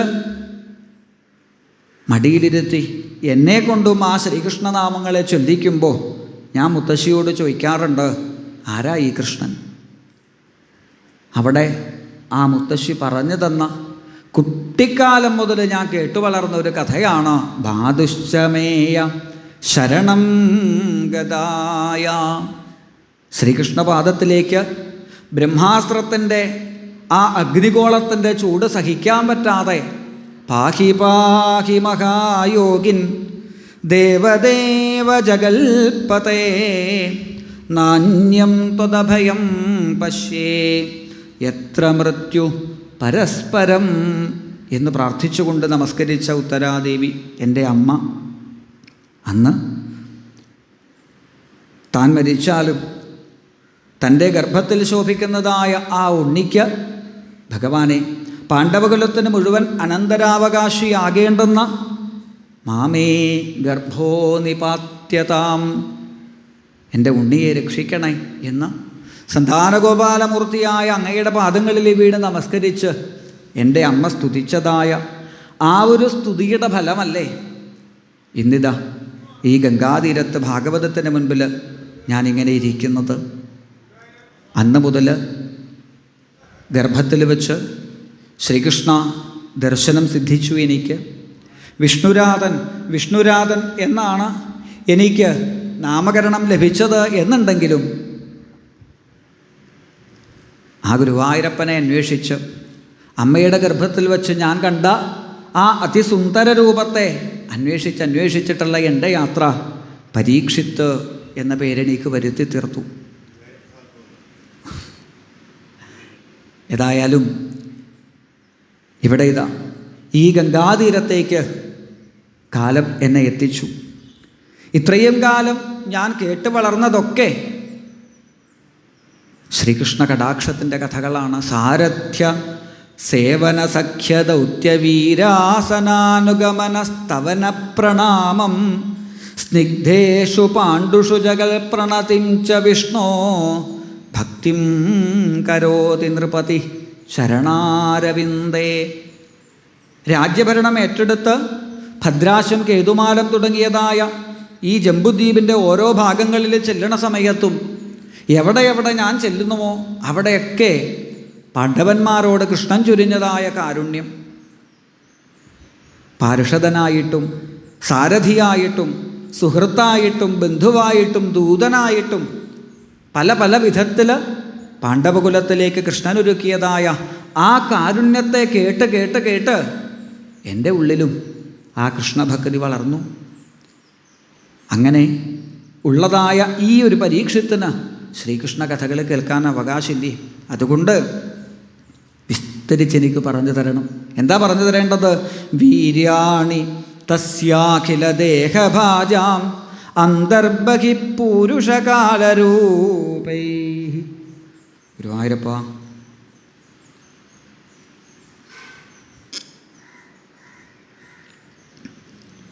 ശ്രീകൃഷ്ണാവതാര സുദിനം ഗുരുവായൂര് പ്രസാദം ഈ ഒരു മഹാഗണപതി നമുക്കിതാ ഇവിടെ എത്തിച്ചു. അത് തന്നെ വലിയൊരു അനുഗ്രഹം. കൃഷ്ണകഥകൾക്ക് മുൻപിലേക്ക് വന്നിരിക്കുന്നതായ ഓരോ ഭക്തനും ശ്രീ ഗുരുവായൂരപ്പൻ്റെ മധുര പഞ്ചസാരയ്ക്ക് തുല്യമായ കഥകൾ അത് വേണ്ടതുപോലെ ആസ്വദിക്കാൻ ഇനിയും ഭാഗ്യമുണ്ടാവട്ടെ. ഏതായാലും ആ ഒരു മധുരം കിട്ടാൻ കൊതിക്കുന്നതായ പരീക്ഷിത്ത് എനിക്ക് വിസ്തരിച്ച് തന്നെ ശ്രീകൃഷ്ണ കഥകൾ പറഞ്ഞു തരണം. അല്ല, അങ്ങിപ്പോൾ ഈ 2 ശ്ലോകത്തിൽ ഇതൊക്കെ ചുരുക്കി പറഞ്ഞ് നിർത്തിയത് പരീക്ഷിത്ത് വേണമെങ്കിൽ കുറച്ച് വെള്ളമോ ഭക്ഷണമൊക്കെ കഴിച്ചു വന്നിരുന്നോട്ടെ, 4 ദിവസമായില്ലേ ഒന്നും കഴിക്കാണ്ടിരിക്കുന്നു എന്ന് വിചാരിച്ചിട്ടാണെങ്കിൽ നൈഷാദി ദുസ്സഹാക്ഷുന്മാം തെക്തോദമഭിബാധത്തെ പിബന്ധം ത്വന്മുഖാം ഭോജച്യുതം ഹരികഥാമൃതം. മറ്റുള്ള വിശപ്പോ ദാഹമോ അല്ല, എൻ്റെ ഹൃദയത്തിനിപ്പോൾ ഒരു വിശപ്പുണ്ട്, എൻ്റെ കാതുകൾക്കിപ്പോൾ ഒരു ദാഹമുണ്ട്. ആ ഹൃദയത്തിൻ്റെ വിശപ്പും കാതുകളുടെ ദാഹവും അത് മറ്റൊന്നിനു വേണ്ടിയിട്ടുമല്ല, ഹരികഥാമൃതം. ശ്രീകൃഷ്ണ കഥകളെ കേൾക്കണം, ശ്രീകൃഷ്ണ നാമങ്ങളെ കേൾക്കണം, അതിനു വേണ്ടിയിട്ടുള്ളതാണ്. അതുകൊണ്ട് മറ്റുള്ള വിശപ്പോ, ലൗകികമായ വിശപ്പോ ദാഹമോ ഞാൻ അറിയുന്നില്ല ഗുരുനാഥ, അങ്ങയിൽ നിന്നും ഒഴുകി വരുന്ന ഈ ഹരികഥാമൃതം കേൾക്കുമ്പോൾ. അതുകൊണ്ട് വിസ്തരിച്ച് തന്നെ ഭഗവത് കഥകളെ എനിക്ക് പാടിത്തരണം എന്ന് കണ്ണുനീരോടുകൂടി ആ കൃഷ്ണപ്രേമിയായ പരീക്ഷിത്ത് വ്യാസപുത്രൻ്റെ മുൻപിൽ വീണ് നമസ്കരിച്ച് പ്രാർത്ഥിച്ചപ്പോൾ ഉള്ളിലൊരു സന്തോഷമുണ്ടായി ശുഖബ്രഹ്മഋഷിക്ക്. ഇങ്ങനെ ഒരു ശ്രദ്ധയല്ലേ കൃഷ്ണാവതാരം കേൾക്കാൻ വേണ്ടത്? ഇങ്ങനെ ശ്രദ്ധിക്കുന്നവരുടെ മുമ്പിൽ പറയുമ്പോഴല്ലേ ശ്രീകൃഷ്ണാവതാര ലീലകൾ, കൃഷ്ണലീലകൾ അല്ല, ഭാഗവതം തന്നെ ഭാഗവതമായി തീരുക. അല്ലെങ്കിൽ ഒരു പറച്ചൽ അല്ലേ? വടക്കൻ കേരളത്തിലൊക്കെ പറച്ചൽ എന്ന് പറഞ്ഞാൽ രണ്ടർത്ഥമുണ്ട്.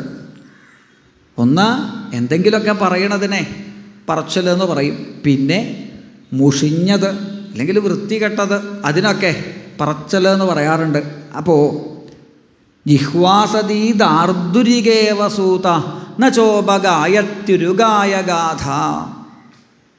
ഭഗവാന്റെ മഹിമകളെ പാടാത്ത നിമിഷം നമ്മൾ ഈ നാവുകൊണ്ട് എന്തൊക്കെ സംസാരിക്കണമെന്നുണ്ടെങ്കിലും അതൊക്കെ തവളയുടെ ഉള്ളിൽ നിന്ന് വരുന്ന പോലെയുള്ള ചില ശബ്ദങ്ങൾ. അതല്ല, ഉത്തമശ്ലോകനായ ഭഗവാനെക്കുറിച്ച് പറയുമ്പോൾ കേൾക്കുമ്പോൾ അതാണ് ധന്യത. പരീക്ഷത്തിനെ പോലെ ഒരു ശ്രോതാവ്, ആ പരീക്ഷത്തിനെ പോലെ ഒരു ശ്രോതാവിൻ്റെ ശ്രദ്ധ, അതുമാത്രമാണ് ശുഖബ്രഹ്മഋഷി എന്ന ആ ഗുരുനാഥനെ ഭഗവത് കഥകളെ മുഴുവനിതാ പാടാനായി പ്രേരിപ്പിച്ചത്. അല്ലെങ്കിൽ ഈ 4 ദിവസം കൊണ്ട് ഇയാൾ വേറെ എവിടെയെങ്കിലൊക്കെ എത്തിയിട്ടുണ്ടാവും. സഗോദോഹന മാത്രം ഹി എന്ന് ശുഖബ്രഹ്മഋഷി വരുന്നതിന് മുമ്പേ, അല്ലെങ്കിൽ ആ സമയത്ത് തന്നെ വ്യാസൻ ഓർമ്മിപ്പിച്ചിട്ടുണ്ട്. ഒരു സ്ഥലത്തും അടങ്ങിയിരിക്കാത്ത ആളാ.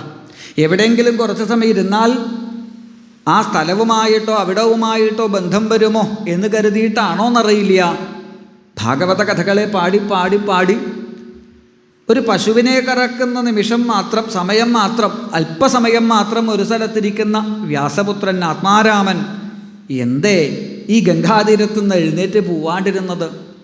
ആരാ ശുഖബ്രഹ്മഋഷിയെ ഇങ്ങനെ ഈ 4 ദിവസമായിട്ട് ഇവിടെ പിടിച്ചിരുത്തിയത്?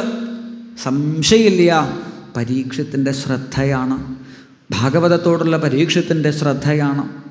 അതുകൊണ്ട് തന്നെ പ്രത്യർച്ച്യ കൃഷ്ണചരിതം കലികൽമഷഘ്നം വ്യാഹർത്തുമാരഭത ഭാഗവത പ്രധാന. ശ്രോതാവായ ആ പരീക്ഷത്തിനെ ഉള്ളുകൊണ്ടുന്നതാ അനുമോദിച്ച് നമസ്കരിച്ച് ഭാഗവതപ്രധാനമായ, ഭാഗവതത്തിൽ പ്രധാനമായ, ഭാഗവതന്മാർക്ക് പ്രധാനമായ, ഭഗവാന് പ്രധാനമായ ശ്രീകൃഷ്ണ കഥകളിലേക്ക്, കലികൽമഷഘ്നമായ കൃഷ്ണകഥകളിലേക്ക് ഗുരുനാഥൻ പ്രവേശിക്കുന്നു. ആദ്യം തന്നെ പരീക്ഷത്തിനെ ഒന്ന് അനുമോദിച്ചു വ്യാസപുത്രൻ. സമ്യക് വ്യവസിതാ ബുദ്ധി. പരീക്ഷത്തെ ഇപ്പോൾ ഒരു കാര്യം ഉറപ്പായി, അങ്ങയുടെ ബുദ്ധി ഉണ്ടല്ലോ അത് നേരെയായി എന്ന് ഉറപ്പിച്ചോളുക. ഭാഗവതം കേൾക്കണം എന്നൊരാൾക്ക് തോന്നാൻ തുടങ്ങിയാൽ അതിൻ്റെ അർത്ഥം ബുദ്ധി നേരെയാവാൻ തുടങ്ങിയെന്നാണ്. ബുദ്ധി നേരെയാവാൻ തുടങ്ങി എന്നുള്ളത് കൊണ്ടാണ് ഭാഗവതം കേൾക്കാൻ തുടങ്ങുക. ഇപ്പോഴിതാ ഈ കൃഷ്ണകഥകളിലേക്ക് ഈ ഒരു ശ്രദ്ധ വന്നപ്പോൾ സമ്യക് വ്യവസിതാ ബുദ്ധി, അങ്ങയുടെ ബുദ്ധി നേരെയായി എന്ന് ഉറപ്പിക്കാം. വാസുദേവ കഥായാം ചേ യജ്ജാത നൈഷ്ഠികീരതി. ഇന്നലെ പറഞ്ഞില്ലേ, പ്രഹ്ലാദന് ഇവിടെ എവിടുന്ന് കിട്ടി ഈ ഹരിനാമം, ഈ ഹരിഭക്തി എവിടുന്ന് കിട്ടി എന്ന് ചോദിച്ചപ്പോൾ ഗുരുപുത്രന്മാർ ഹിരണ്യകശിപുവിനോട് പറയണില്ലേ, നൈസർഗികീയം, എവിടുന്ന് കിട്ടിയെന്നല്ല, ഇതും കൊണ്ടാ വന്നത്. പുറത്തുനിന്ന് വന്നിട്ട് എവിടുന്നെങ്കിലും കിട്ടിയ സാധനമല്ല. ഇതുപോലെ പരീക്ഷിത്തെ യജ്ജാത നൈഷ്ഠികീരതി, അങ്ങയ്ക്ക് ഈ കൃഷ്ണനോടുള്ളതായ പ്രേമം അത് എവിടുന്നും കിട്ടിയതല്ല, അങ്ങയുടെ ഉള്ളിൽ നിന്ന്, അമ്മയുടെ ഉള്ളിൽ നിന്ന് പുറത്തേക്ക് വരുന്ന സമയത്തെ അങ്ങ് കൊണ്ടുവന്നതല്ലേ. പിന്നെ ഭഗവാന്റെ കഥകൾക്ക് വേറൊരു പ്രത്യേകതയുണ്ട്. ഈ ഒഴുകുന്നതായ ഗംഗാതീർത്ഥം പോലെ എപ്രകാരമാണോ ഈ ഹരിപാദതീർത്ഥമായ ഗംഗ ഒഴുകുന്ന ഓരോ ദേശത്തെയും ശുദ്ധീകരിക്കുന്നത്, അതിൽ കുളിക്കുന്നവനെയും ആ തീർത്ഥം കുടിക്കുന്നവനെയും ഇനി ഒന്നും വേണ്ട, ഗംഗേ ഗംഗേതിയോ ബ്രൂയാൽ, ഗംഗ എന്ന നാവ് കൊണ്ടൊന്ന് ഉച്ചരിച്ചാൽ തന്നെ ആ തീർത്ഥം അവൻ്റെ ഹൃദയത്തെ ശുദ്ധീകരിക്കും എന്നുണ്ടെങ്കിൽ അതുപോലെ തന്നെയാണ് കൃഷ്ണകഥകളും. അത് ചോദിക്കുന്നവനെയും കേൾക്കുന്നവനെയും പറയുന്നവനെയും ഒരുപോലെ ശുദ്ധീകരിക്കുന്നതാണ് എന്ന് പറഞ്ഞുകൊണ്ട് കൃഷ്ണാവതാര സന്ദർഭത്തെ ഒന്ന് വർണ്ണിക്കുന്നു വ്യാസപുത്രൻ. ഭൂമിദേവി പല ദുഷ്ടന്മാരായ രാജാക്കന്മാരുടെ ഭാരം സഹിക്കവയ്യാതായപ്പോൾ, ഈശ്വര നിഷേധികളായ ഭരണാധികാരികളുടെ ആ ശല്യം സഹിക്കവയ്യാതായപ്പോൾ ഭൂമിദേവി ഇതാ ഗുരൂപധാരിയായി ബ്രഹ്മാദിദേവന്മാരെ ചെന്ന് കാണുന്നു. ബ്രഹ്മാവ് ഭൂമിദേവിയെയും മഹാദേവനെയും മറ്റു സകല ദേവീദേവന്മാരെയും കൂട്ടി തീരം ക്ഷീരപയോനിധേ, ക്ഷീരസാഗരശായിയായ ആ ഭഗവാന്റെ പാലാഴി തീരത്തേക്ക് ചെന്ന് അതിഗംഭീരമായിട്ട് ഭഗവാനെ പുരുഷസൂക്താദി വേദമന്ത്രങ്ങളെ കൊണ്ട് സ്തുതിക്കുന്നതായ രംഗം. സ്വതവേ ഭഗവാൻ അവരുടെ മുൻപിലേക്ക് അവതരിക്കാറുണ്ട്. അവതരിച്ചിട്ടാണ് അവതാരത്തിനുള്ള മുന്നറിയിപ്പ് അല്ലെങ്കിൽ കാര്യങ്ങളൊക്കെ ചോദിച്ച് വരം കൊടുക്കുക. എന്നാൽ ഇത്തവണ ഭഗവാൻ അവതരിക്കാനൊന്നും നിന്നില്ല. ബ്രഹ്മാവിൻ്റെ ഉള്ളിൽ ഒരറിയിപ്പ് കൊടുത്തു, ഒരു നോട്ടീസ്. അവിടുന്ന് ബ്രഹ്മാവ് ആ നോട്ടീസ് ഇതാ എല്ലാവരുടെയും മുൻപിൽ ഉറക്കെ അങ്ങനെ വായിക്കാൻ തുടങ്ങി. വസുദേവഗൃഹേ സാക്ഷാൽ ഭഗവാൻ പുരുഷപര ജനിഷ്യതേ തൽപ്രിയാർത്ഥം സംഭവന്തു സുരസ്ത്രീയ. എല്ലാവർക്കും ഒരു സന്തോഷ വാർത്തയുണ്ട്. എന്താ സന്തോഷ വാർത്ത? ഭൂമിയിൽ ഭഗവാന്റെ ഒരു അവതാരം നടക്കാൻ പോകുന്നു. വസുദേവപുത്രനായി വാസുദേവനായി അവതരിക്കുന്നതായ ഭഗവാൻ, ആ ഭഗവാനോടൊപ്പം അനന്തമൂർത്തി ഏട്ടനായി ബലരാമനായും മായാഭഗവതി പത്മനാഭ സഹോദരി നന്ദജയായിട്ടും അവതരിക്കുമ്പോൾ ഇത്തവണ ഭഗവാന്റെ അവതാരത്തിനൊരു പ്രത്യേകതയുണ്ട്. എന്താ പ്രത്യേകത? ഭഗവാൻ ഒറ്റയ്ക്കല്ല അവതരിക്കാൻ തീരുമാനിക്കുന്നത്. നിങ്ങളെ മാത്രമല്ല, ആഗ്രഹമുള്ള സകലരെയും ഭാഗ്യമുള്ള സകലരെയും ഭഗവാൻ ഒപ്പം കൂട്ടാൻ തീരുമാനിച്ചിട്ടുണ്ട്. അതുകൊണ്ട് കൃഷ്ണാവതാരത്തോടൊപ്പം കൃഷ്ണനോടൊപ്പം ആടാനും പാടാനും ആഗ്രഹിക്കുന്നവരുണ്ടോ? വേഗം പോയിക്കോളൂ ഭൂമിയിലേക്ക്. അറിയിപ്പ് കിട്ടേണ്ട താമസം. സകലരും ഇതാ ഒഴുകി ഭൂമിയിലേക്ക്. ഒരു നല്ല നാടകത്തിന് എപ്രകാരമാണോ നാടകം തുടങ്ങുന്നതിന് മുമ്പേ സഹായികൾ വന്ന് ആ സ്റ്റേജ് അലങ്കരിക്കുന്നത് നാടകത്തിന് അനുയോജ്യമായ രീതിയിൽ, അതേപോലെ 125ഓളം വർഷത്തെ മഹാനാട്യത്തിനായി അവതരിക്കാൻ പോകുന്ന മഹാനടനായ ആ ഭഗവാന്റെ അവതാരത്തിന് മുമ്പ് ഭൂമിയെ ഭംഗിയായിട്ടൊന്ന് ഇതാ തയ്യാറെടുപ്പിച്ചു.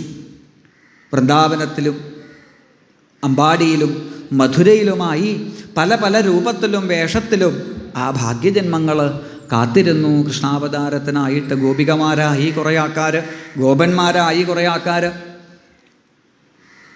പൂർവാവതാരത്തിൽ കാഞ്ചനസീതയായി യാഗത്തിനൊപ്പം ഇരുത്തിയതായ ആ പ്രതിമകൾ, എത്രയോ ഋഷീശ്വരന്മാർ ഭഗവാന്റെ മുമ്പിൽ വന്ന് പ്രാർത്ഥിച്ച് ഭഗവാന്റെ പരമഭക്തന്മാരായ ഋഷീശ്വരന്മാർ, അവരോടൊക്കെ ഭഗവാൻ പറഞ്ഞിട്ടുണ്ട് കൃഷ്ണാവതാരത്തിലൊപ്പം പങ്കുചേരാൻ. അവരൊക്കെ ഇതാ ഇവിടെ ഗോപന്മാരായും ഗോപികമാരായും മയിലുകളായിട്ടും കുയിലുകളായിട്ടും വണ്ടുകളായിട്ടും വൃന്ദാവനത്തിലെ പുൽക്കുട്ടികളായിട്ട് വരെ അണിനിരന്നു. അങ്ങനെ എല്ലാ തരത്തിലും കൃഷ്ണാവതാരത്തിനുള്ളതായ ആ പ്രതലം തയ്യാറായി. ശുകബ്രഹ്മഋഷി നമ്മുടെ ശ്രദ്ധ കൊണ്ടുപോകുന്നത് മധുര പട്ടണത്തിലേക്കാണ്. മധുരയുടെ രാജവീതിയിൽ കൂടിയിട്ടൊരു ഘോഷയാത്ര, അതിഗംഭീരമായിട്ടുള്ളതായ വിവാഹ ഘോഷയാത്രയാണ്. താലപ്പൊലികൾ, മറ്റുള്ളതായ വാദ്യമേളങ്ങൾ, പലതരത്തിലുള്ളതായ സമ്മാനപ്പൊതികൾ, ഇതൊക്കെ എടുത്ത് ആയിരക്കണക്കിന് ദാസികളും ദാസന്മാരൊക്കെ മുമ്പിൽ നീങ്ങുന്നുണ്ട്. ഇവരുടെയൊക്കെ നടുവിലായിട്ട് മുല്ലപ്പൂക്കളെ കൊണ്ട് അലങ്കരിച്ച സ്വർണ്ണരഥം. ആ സ്വർണ്ണരഥത്തിലിരിക്കുന്നു നവവധൂവരന്മാരായ ദേവകിയും വസുദേവരും. പക്ഷേ ആരും വധൂവരന്മാരെ നോക്കിയില്ല. സ്വതവേ കല്യാണത്തിന് പോയാൽ ചെക്കനും പെണ്ണിയാനെയാണ് ആൾക്കാർ നോക്കുക. പക്ഷേ ഇവിടെ ഇപ്പം എല്ലാവരും നോക്കണത് ആരെ അറിയോ? ഡ്രൈവറെയാണ് നോക്കുന്നത്. എന്തേ കാരണം? വണ്ടി ഓടിക്കണത്, രഥം ഓടിക്കണത് കംസന. പരമദുഷ്ടൻ എന്ന് നാട് മുഴുവൻ പറയിപ്പിച്ച കംസൻ ഇങ്ങനെ ആ ദേവകിയെ ഇടയ്ക്കിടയ്ക്ക് തിരിഞ്ഞു നോക്കി ചിരിച്ചുകൊണ്ട്, വസുദേവരെ നോക്കി ചിരിച്ചുകൊണ്ട്, എല്ലാവരെയും നോക്കി ചിരിച്ചുകൊണ്ട് രഥം ഓടിക്കുന്നത് കണ്ടപ്പോൾ തന്നെ മധുരാവാസികൾ മുഴുവൻ തലയിൽ കൈവച്ചു. ആദ്യമായിട്ട് ആ കംസൻ ഇങ്ങനെ നല്ലൊരു വേഷത്തിൽ, രൂപത്തിൽ ഇവർ കാണുന്നത്. എന്തായാലും ദേവകിയോട്, അനിയത്തിയോട് എന്തൊരു സ്നേഹ എന്ന് നാട്ടുകാരൊക്കെ തന്നെക്കുറിച്ച് പറയുന്നുണ്ട് എന്നുള്ളത് കൊണ്ട് കംസന് ഉള്ളിലൊരു സന്തോഷമൊക്കെ ഉണ്ടായി. ഒരു സൽപ്പേര് നേടിയെടുക്കാൻ കിട്ടിയ അവസരം എന്ന ഭാവത്തിൽ അങ്ങനെ രഥം ഓടിച്ചു കൊണ്ടിരിക്കുന്ന സമയത്താണ് പെട്ടെന്ന് ആകാശം വിരുണ്ടു മൂടി ഒരു ഇടിനാദം. എല്ലാവരും ഞെട്ടിത്തെറിച്ച് നിൽക്കുന്ന സമയത്താണ് അബുധ, ഹേ മന്ദബുദ്ധേ എന്നൊരു ശരീരി കേട്ടത്. മന്ദബുദ്ധ എന്നുള്ള ശരീരം കേട്ടപ്പോൾ കംസൻ മുകളിലേക്ക് നോക്കി. പിന്നെ കംസൻ ചുറ്റുമുള്ളവരെ നോക്കി. അവരൊന്നും മുകളിലേക്ക് നോക്കിയിട്ടില്ല. അപ്പോൾ പിന്നെ തന്നെയാവും മുകളിലേക്ക് നോക്കി ഒന്നുകൂടി. ഇവളുടെ 8ാമത്തെ കുട്ടി നിന്റെ അന്തകനായിരിക്കും. ആ ശരീരം കേൾക്കേണ്ട താമസം അതുവരെ ഉണ്ടായിരുന്ന ചിരി അവിടെ ഇല്ലാണ്ടായി. പിന്നെ തിരിഞ്ഞ് പതുക്കെ ദേവകിയുടെ മുഖത്തേക്കൊരു നോട്ടം നോക്കി. ഇവളുടെ 8ാമത്തെ കുട്ടി. അതിന് ഇവളിവിടെ ബാക്കിയുണ്ടായിട്ട് വേണ്ടേ? കയ്യിലുള്ള ചമ്മട്ടിയും കടിഞ്ഞാണും അവിടെ വിട്ടു. തിരിഞ്ഞൊരു ചാട്ടം ദേവകിയുടെ മുമ്പിലേക്ക്. വസുദേവര് അത്ഭുതപ്പെട്ട് നോക്കി നിൽക്കെ മുല്ലപ്പൂ ചാർത്തിയതായ ദേവകിയുടെ മുടിക്കുത്ത് പിടിച്ച് താഴേക്ക് വലിച്ച് ഉറയിൽ നിന്ന് വാള് വലിച്ചൂരിതാ വെട്ടാനങ്ങ് പുറപ്പെട്ടതും വസുദേവോ മഹാഭാഗ. കംസനേക്കാളും ശക്തിയൊന്നുമില്ല വസുദേവർക്ക്. എന്നാലും ആ ഒരു സമയത്ത് ഭഗവാൻ നൽകിയ ഒരു ശക്തി ചെന്ന് കംസൻ്റെ കയ്യവിടെ പിടിച്ചു. ഉവാച പരിസാന്ത്വയൻ, ഇവളല്ലല്ലോ അങ്ങയെ കൊല്ലുക, ഇവളുടെ 8ാമത്തെ കുട്ടിയല്ലേ. ഇത്രയും ആൾക്കാർ നോക്കി നിൽക്കെ അങ്ങയെപ്പോലെ യശസ്സുള്ള ഒരാൾ സഹോദരിയെ, അതും വിവാഹം കഴിഞ്ഞ ഉടനെ വധിക്കാന്ന് വെച്ചാൽ അത് ശരിയാവുമോ?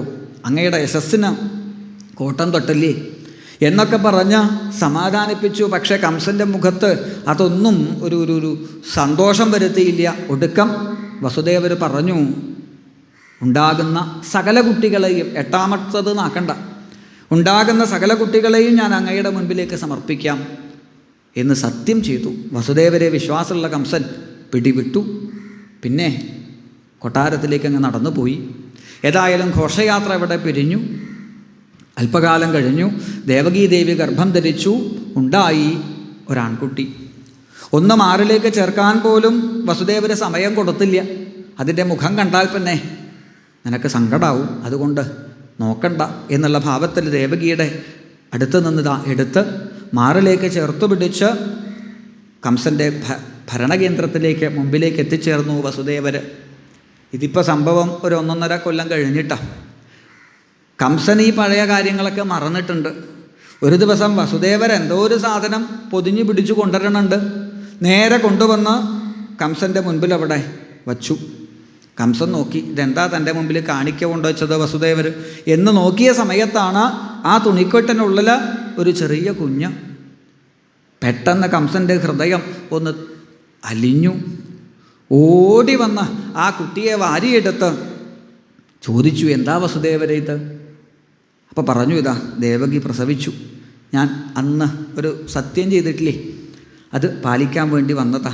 കേട്ടതും കംസൻ തലയ്ക്കൊരടിയടിച്ചു. കിം ദുസ്സഹം സാധൂനാം, എൻ്റെ വസുദേവരെ, അന്ന് ആൾക്കാരുടെ മുമ്പിൽ വെച്ചിട്ട് മന്ദബുദ്ധി എന്നൊക്കെ വിളിച്ചപ്പോൾ അപ്പോഴത്തെ ഒരാവേശത്തിന് ഞാൻ അങ്ങനെയൊക്കെ പറഞ്ഞു എന്നല്ലാണ്ട് സ്വന്തം അനിയത്തിയുടെ കുട്ടിയെ കൊല്ലാൻ മാത്രം ദുഷ്ടനാണ് ഈ കംസെന്ന് തോന്നുന്നുണ്ടോ അങ്ങേക്ക്? അതും എനിക്ക് ആദ്യമായിട്ടുണ്ടായിട്ടുള്ള മരുമകൻ, മറ്റേത് 8ാമത്തതല്ലേ, അപ്പോൾ വേണമെങ്കിൽ നോക്കാം. ഏതായാലും ഇവനെ ഞാൻ കൊല്ലാനൊന്നും പോണില്ല.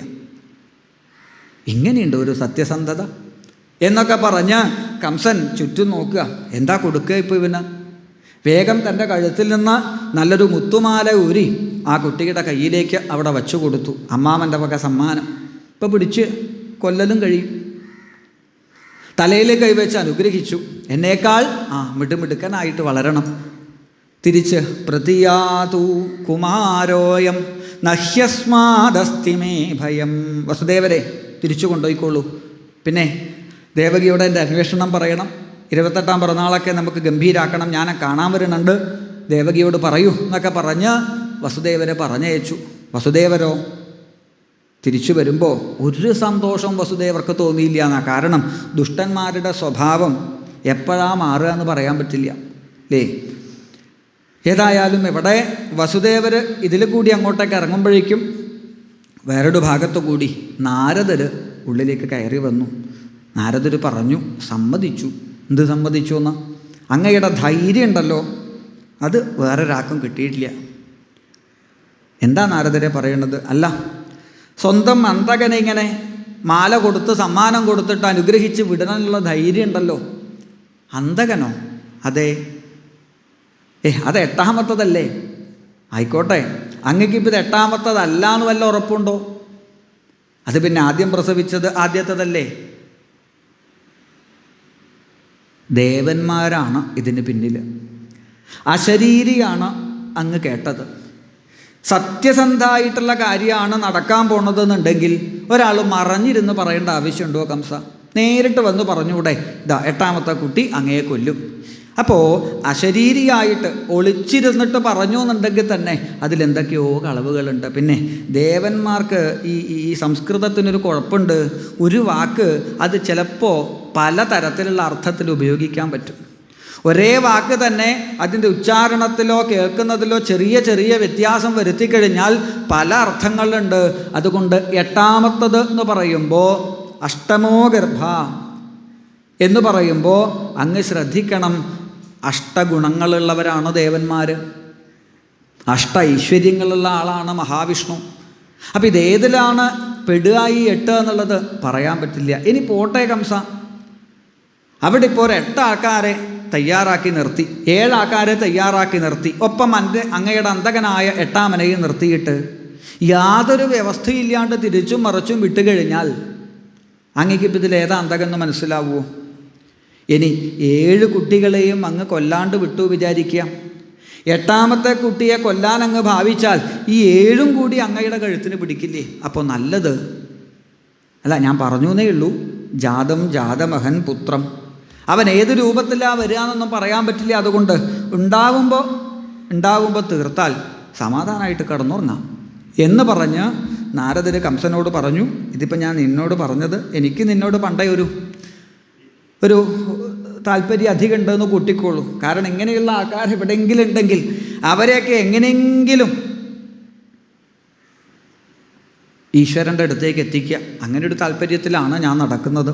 ഏതായാലും നിൻ്റെ ബുദ്ധി പോലെ ചെയ്തോളൂ എന്നും പറഞ്ഞ് കംസൻ അവിടെ നിന്ന് പോയി. നാരദരവിടെ നിന്ന് പോയതും കംസൻ കണക്ക് കൂട്ടാൻ തുടങ്ങി.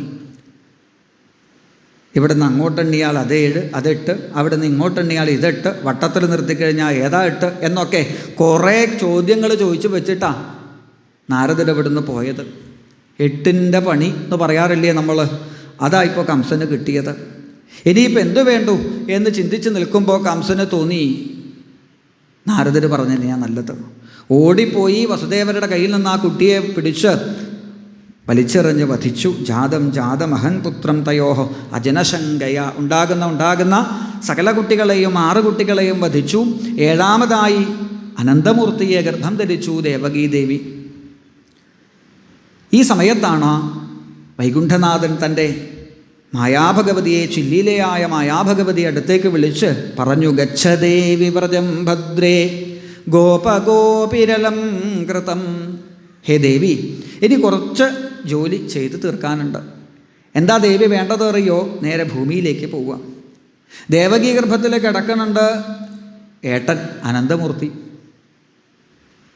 അദ്ദേഹം പോലും അറിയാതെ രോഹിണി ഗർഭത്തിലേക്ക്, വസുദേവരുടെ മറ്റൊരു ഭാര്യയായ രോഹിണി കംസനെ ഭയന്ന് നന്ദഗോകുലത്തിൽ, വസുദേവ സഹോദരനായ നന്ദഗോപരുടെ ഗോകുലത്തിൽ കഴിയണുണ്ട്. അപ്പോൾ ബലരാമേട്ടനെ ആ ഗോകുലത്തിലുള്ള രോഹിണി ഗർഭത്തിലേക്ക് കൊണ്ടുപോയി മാറ്റുക. ദേവി എന്ത് ചെയ്യണം എന്നറിയോ? നന്ദഗോപരുടെ ഭാര്യയായ യശോദയുടെ ഗർഭത്തിൽ കയറി കിടക്കുക. അപ്പം എനിക്ക് പെട്ടെന്ന് അവതരിക്കാനുള്ള സൗകര്യവും കിട്ടും. ഇതൊക്കെ ഇപ്പം ഞാൻ നിങ്ങൾക്ക് വേണ്ടിയിട്ട് രണ്ടാക്കും ചെയ്തിട്ട് എനിക്കെന്താ കാര്യം, ഞാൻ എന്തൊക്കെയാ ചെയ്യേണ്ടത് എന്നാണെങ്കിൽ, കൃഷ്ണനാട്ടം കഴിഞ്ഞ് ഞാനും ബലരാമേട്ടനും തിരിച്ചു വന്നാലും ദേവി ഭൂമിയിൽ വസിക്കണം. എന്തിനു വേണ്ടിയിട്ട്? വരാൻ പോകുന്ന കലിയുഗത്തിൽ ആപതി കിം കരണീയം സ്മരണീയം ചരണയുഗളമമ്പായാം. ഭക്തന്മാരുടെ ഏതാപത്തിനെയും തീർത്തി കൊടുക്കാനായിട്ട് ദുർഗേതി ഭദ്രകാളീതി വിജയ വൈഷ്ണവീതി ച കുമുദാ ചണ്ഡികാ കൃഷ്ണ മാധവീ കന്യകേതി ച മായാ നാരായണീശാനി ശാരദേത്യംബികേതി ച. പല പല പല നാമധേയത്തിൽ ദുർഗയായും ചണ്ഡികയായും മാധവിയായും കന്യാകുമാരിയായും മൂകാംബികാദേവിയായും ഒക്കെ ഭക്തന്മാരെ അനുഗ്രഹിക്കണം കലിയുഗത്തിൽ എന്ന് പറഞ്ഞ് ആ അമ്മയെ പറഞ്ഞുവിടുന്നു. ഭഗവാനെ നമസ്കരിച്ച് മായാദേവി വിചാരിച്ചാൽ അഘടിത ഘടനാ പടീയസി, ഇതൊന്നും അത്ര വലിയ കാര്യമൊന്നുമല്ല. ഒരു നിമിഷം കൊണ്ട് തന്നെ ആ ബലരാമൻ രോഹിണി ഗർഭത്തിലേക്ക് എത്തി. യശോദാഗർഭത്തിലേക്ക് ദേവി പ്രവേശിച്ചു. കംസൻ അറിഞ്ഞു, അഹോ വിശ്രംസിതോ ഗർഭ, ഏഴാമത്തെ ഗർഭം പകുതിക്ക് വരച്ച് അലസിപ്പോയി. അതോടുകൂടി അതുവരെ 24 മണിക്കൂറും വിരൽ ഇങ്ങനെ 6 6 6 അടുത്തത് 7 എന്ന് ഉറപ്പിച്ചു നിന്ന കംസന് ഏഴാമത്തെ വിരൽ നിവർക്കണോ മടക്കണോ എന്ന് സംശയമായി. ഇത് 7ആണോ ഇനി വരുന്നത് 8ആണോ എന്ന് സംശയം. അല്ല, ഗർഭമുണ്ടായാലല്ലേ കുഴപ്പമുള്ളൂ. ദേവകീ വസുദേവന്മാരെ കാരാഗ്രഹത്തിനകത്ത് 2 തൂണുകളിലായി ചങ്ങലകളെ കൊണ്ട് അവിടെ ബന്ധിച്ചു കിടത്തി. കാരാഗ്രഹത്തിൻ്റെ വാതിലൊക്കെ കട്ടിയുള്ള പൂട്ടുകൾ കൊണ്ടുവന്ന് പൂട്ടി. 2 ഭാഗത്തായിട്ട് തൻ്റെ ഭൃത്യന്മാർ അവരെ കാവലിരുത്തി. അവരോട് പറഞ്ഞു, നിങ്ങൾ ഉറങ്ങരുത്, ഇതിനുള്ളിൽ നിന്ന് എന്തെങ്കിലും ശബ്ദം കേൾക്കുന്നുണ്ടെങ്കിൽ അപ്പോൾ എന്നെ വന്ന് വിവരറിയിക്കണം. ഒക്കെ ശബ്ദം കെട്ടി അവിടെ നിന്നിതാ പോയി. അധികവും ദേവകിക്കും വസുദേവർക്കും പരസ്പരം ഇങ്ങനെ നോക്കി കണ്ണുനീരൊഴുക്കലാണ് പണി. ഇപ്പോൾ ആകെ വസുദേവർക്കൊരു സമാധാനം എന്താ വെച്ചാൽ ഇടയ്ക്കൊന്ന് കണ്ണടയ്ക്കും. കണ്ണടച്ച് താൻ പൂജിക്കുന്നതായ ആ ഭഗവാന്റെ വിഗ്രഹത്തെ ഹൃദയത്തിലങ്ങനെ ധ്യാനിക്കും. ശങ്കരകരകഥാധാരിയായ ഭഗവാന്റെ പുഞ്ചിലം പടിഞ്ഞ പാതാരബിന്ദം മുതൽ പീലിക്കിരീടം വരെ, അവിടുന്ന് താഴേക്ക് അവിടുന്ന് മുകളിലേക്ക് കേശാദിപാദം ഒന്നിങ്ങനെ ചിന്തിക്കുമ്പോൾ കപില വാസുദേവൻ പറയണില്ലേ, ഹാസം ഹരേരവനതാഖില ലോക തീവ്ര ശോകാശ്രുസാഗര വിശോഷണം അത്യുദാരം. കപില വാസുദേവൻ്റെ വാക്കുകളാ. അമ്മേ, എൻ്റെ പുഞ്ചിരി ഒന്ന് ആലോചിക്കൂ. ഹൃദയത്തിൽ എൻ്റെ പുഞ്ചിരി ആര് ധ്യാനിക്കുന്നുവോ അവരുടെ കണ്ണുനീർ കടലിനെ വറ്റിച്ചു കളയാൻ ആ പുഞ്ചിരിക്ക് ശക്തിയുണ്ടേ. അതാണ് ഭഗവാന്റെ ആ ഒരു പുഞ്ചിരിയുടെ മാഹാത്മ്യം. അപ്പോൾ വസുദേവർ ധ്യാനിച്ച് ഭഗവാന്റെ പുഞ്ചിരിക്കുന്ന ആ ഒരു മുഖം ഹൃദയത്തിൽ കാണുമ്പോൾ തൽക്കാലം വസുദേവരുടെ കണ്ണുകളിൽ നിന്ന് ആ കണ്ണുനീരവിടെ നിൽക്കും. അങ്ങനെ അല്പം ഒരു ആനന്ദം ഹൃദയത്തിൽ കിട്ടിക്കൊണ്ടിരുന്നു വസുദേവർക്ക്. ഒരു ദിവസം പതിവ് പോലെ ദേവകിയുടെ ആ ഒരു സങ്കടവും ദേവകി അനുഭവിക്കുന്നതായ വേദനയും ഒക്കെ ഓർത്ത് വിഷമിച്ചതായ വസുദേവർ ഇതിനൊരറുതി ഉണ്ടാവണേ ഭഗവാനെ എന്ന് പ്രാർത്ഥിച്ച് ഒന്ന് കണ്ണടച്ചപ്പോൾ, ഹൃദയത്തിൽ പതിവായി ധ്യാനിക്കുന്ന ഭഗവാനെ ഒന്ന് ധ്യാനിക്കാൻ ശ്രമിച്ചപ്പോൾ ഇത്തവണ പക്ഷേ ശംഖചക്ര ഗദാധാരിയായിട്ടല്ല കണ്ടത്. ആകപ്പാടൊരു മാറ്റം, എന്തെന്നില്ലാത്തൊരു സൗന്ദര്യം. അനേകമനേകം കായാമ്പൂക്കളുടെ ഇടയിൽ തതുനു തതുതരേ ദിവ്യ കൈശോരവേഷം. അതിസുന്ദരനായ ഒരു ഉണ്ണിയായിട്ട് ഭഗവാൻ അങ്ങനെ ശോഭിക്കുന്നത് കണ്ടപ്പോൾ എല്ലാം മറന്നു എന്ന് മാത്രമല്ല, വസുദേവരുടെ കണ്ണുകളിൽ നിന്ന് ആനന്ദക്കണ്ണുനീരങ്ങനെ ഒഴുകാൻ തുടങ്ങി.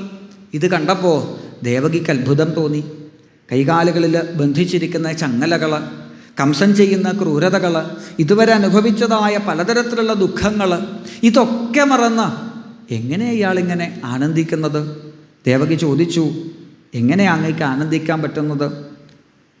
വസുദേവര് പറഞ്ഞു, ആനന്ദിക്കാണ്ടിരിക്കാൻ പറ്റണില്ല ദേവകി. എന്തേ? എൻ്റെ ഹൃദയത്തിൽ ഞാനിതാ ഇപ്പോൾ ഒരു സുന്ദര രൂപത്തെ കാണുന്നു. ആ കണ്ണുകൾ കാണുമ്പോൾ, ആ പുഞ്ചിരി കാണുമ്പോൾ, ഈ കൈകൾ തന്നത് ആ ഉണ്ണിയെ എടുക്കാനല്ലേ? ഈ കണ്ണുകൾ തന്നത് ആ കണ്ണനെ കാണാനല്ലേ? ഈ കാതുകൾ തന്നത് ആ കണ്ണൻ്റെ വേണുഗാനം കേൾക്കാനല്ലേ എന്നൊക്കെ എനിക്ക് തോന്നിപ്പോകുന്നു. അതുകൊണ്ട് ആ ഉണ്ണിയുടെ നോട്ടവും കടാക്ഷവും ഒക്കെ എൻ്റെ ഹൃദയത്തിലുള്ള സകല ദുഃഖത്തെയും അകറ്റി എന്ന് പറയുമ്പോൾ ദേവകി പറഞ്ഞു, എന്നാൽ പിന്നെ നിങ്ങൾ മാത്രം സുഖിച്ചാൽ മതിയോ? എനിക്കും ആ ആനന്ദത്തെ ഒന്ന് പകർന്നു തരൂ.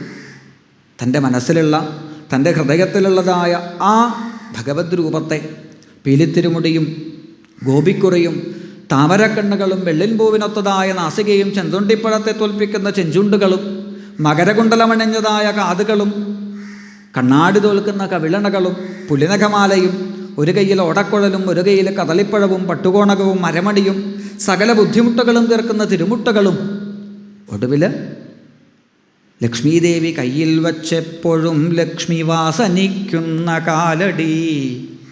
മഹാലക്ഷ്മി നിത്യം തൻ്റെ തൃക്കരത്തിൻ്റെ ശോഭ കൊണ്ട് തലോടുന്നതായ ഭഗവാന്റെ ആ അതിസുന്ദരമായ പുഞ്ചിലം പണിഞ്ഞ ശ്രീപാദങ്ങളും തന്നെ കൊണ്ടാവും വിധം വസുദേവര് പറഞ്ഞു കൽപ്പിച്ചു.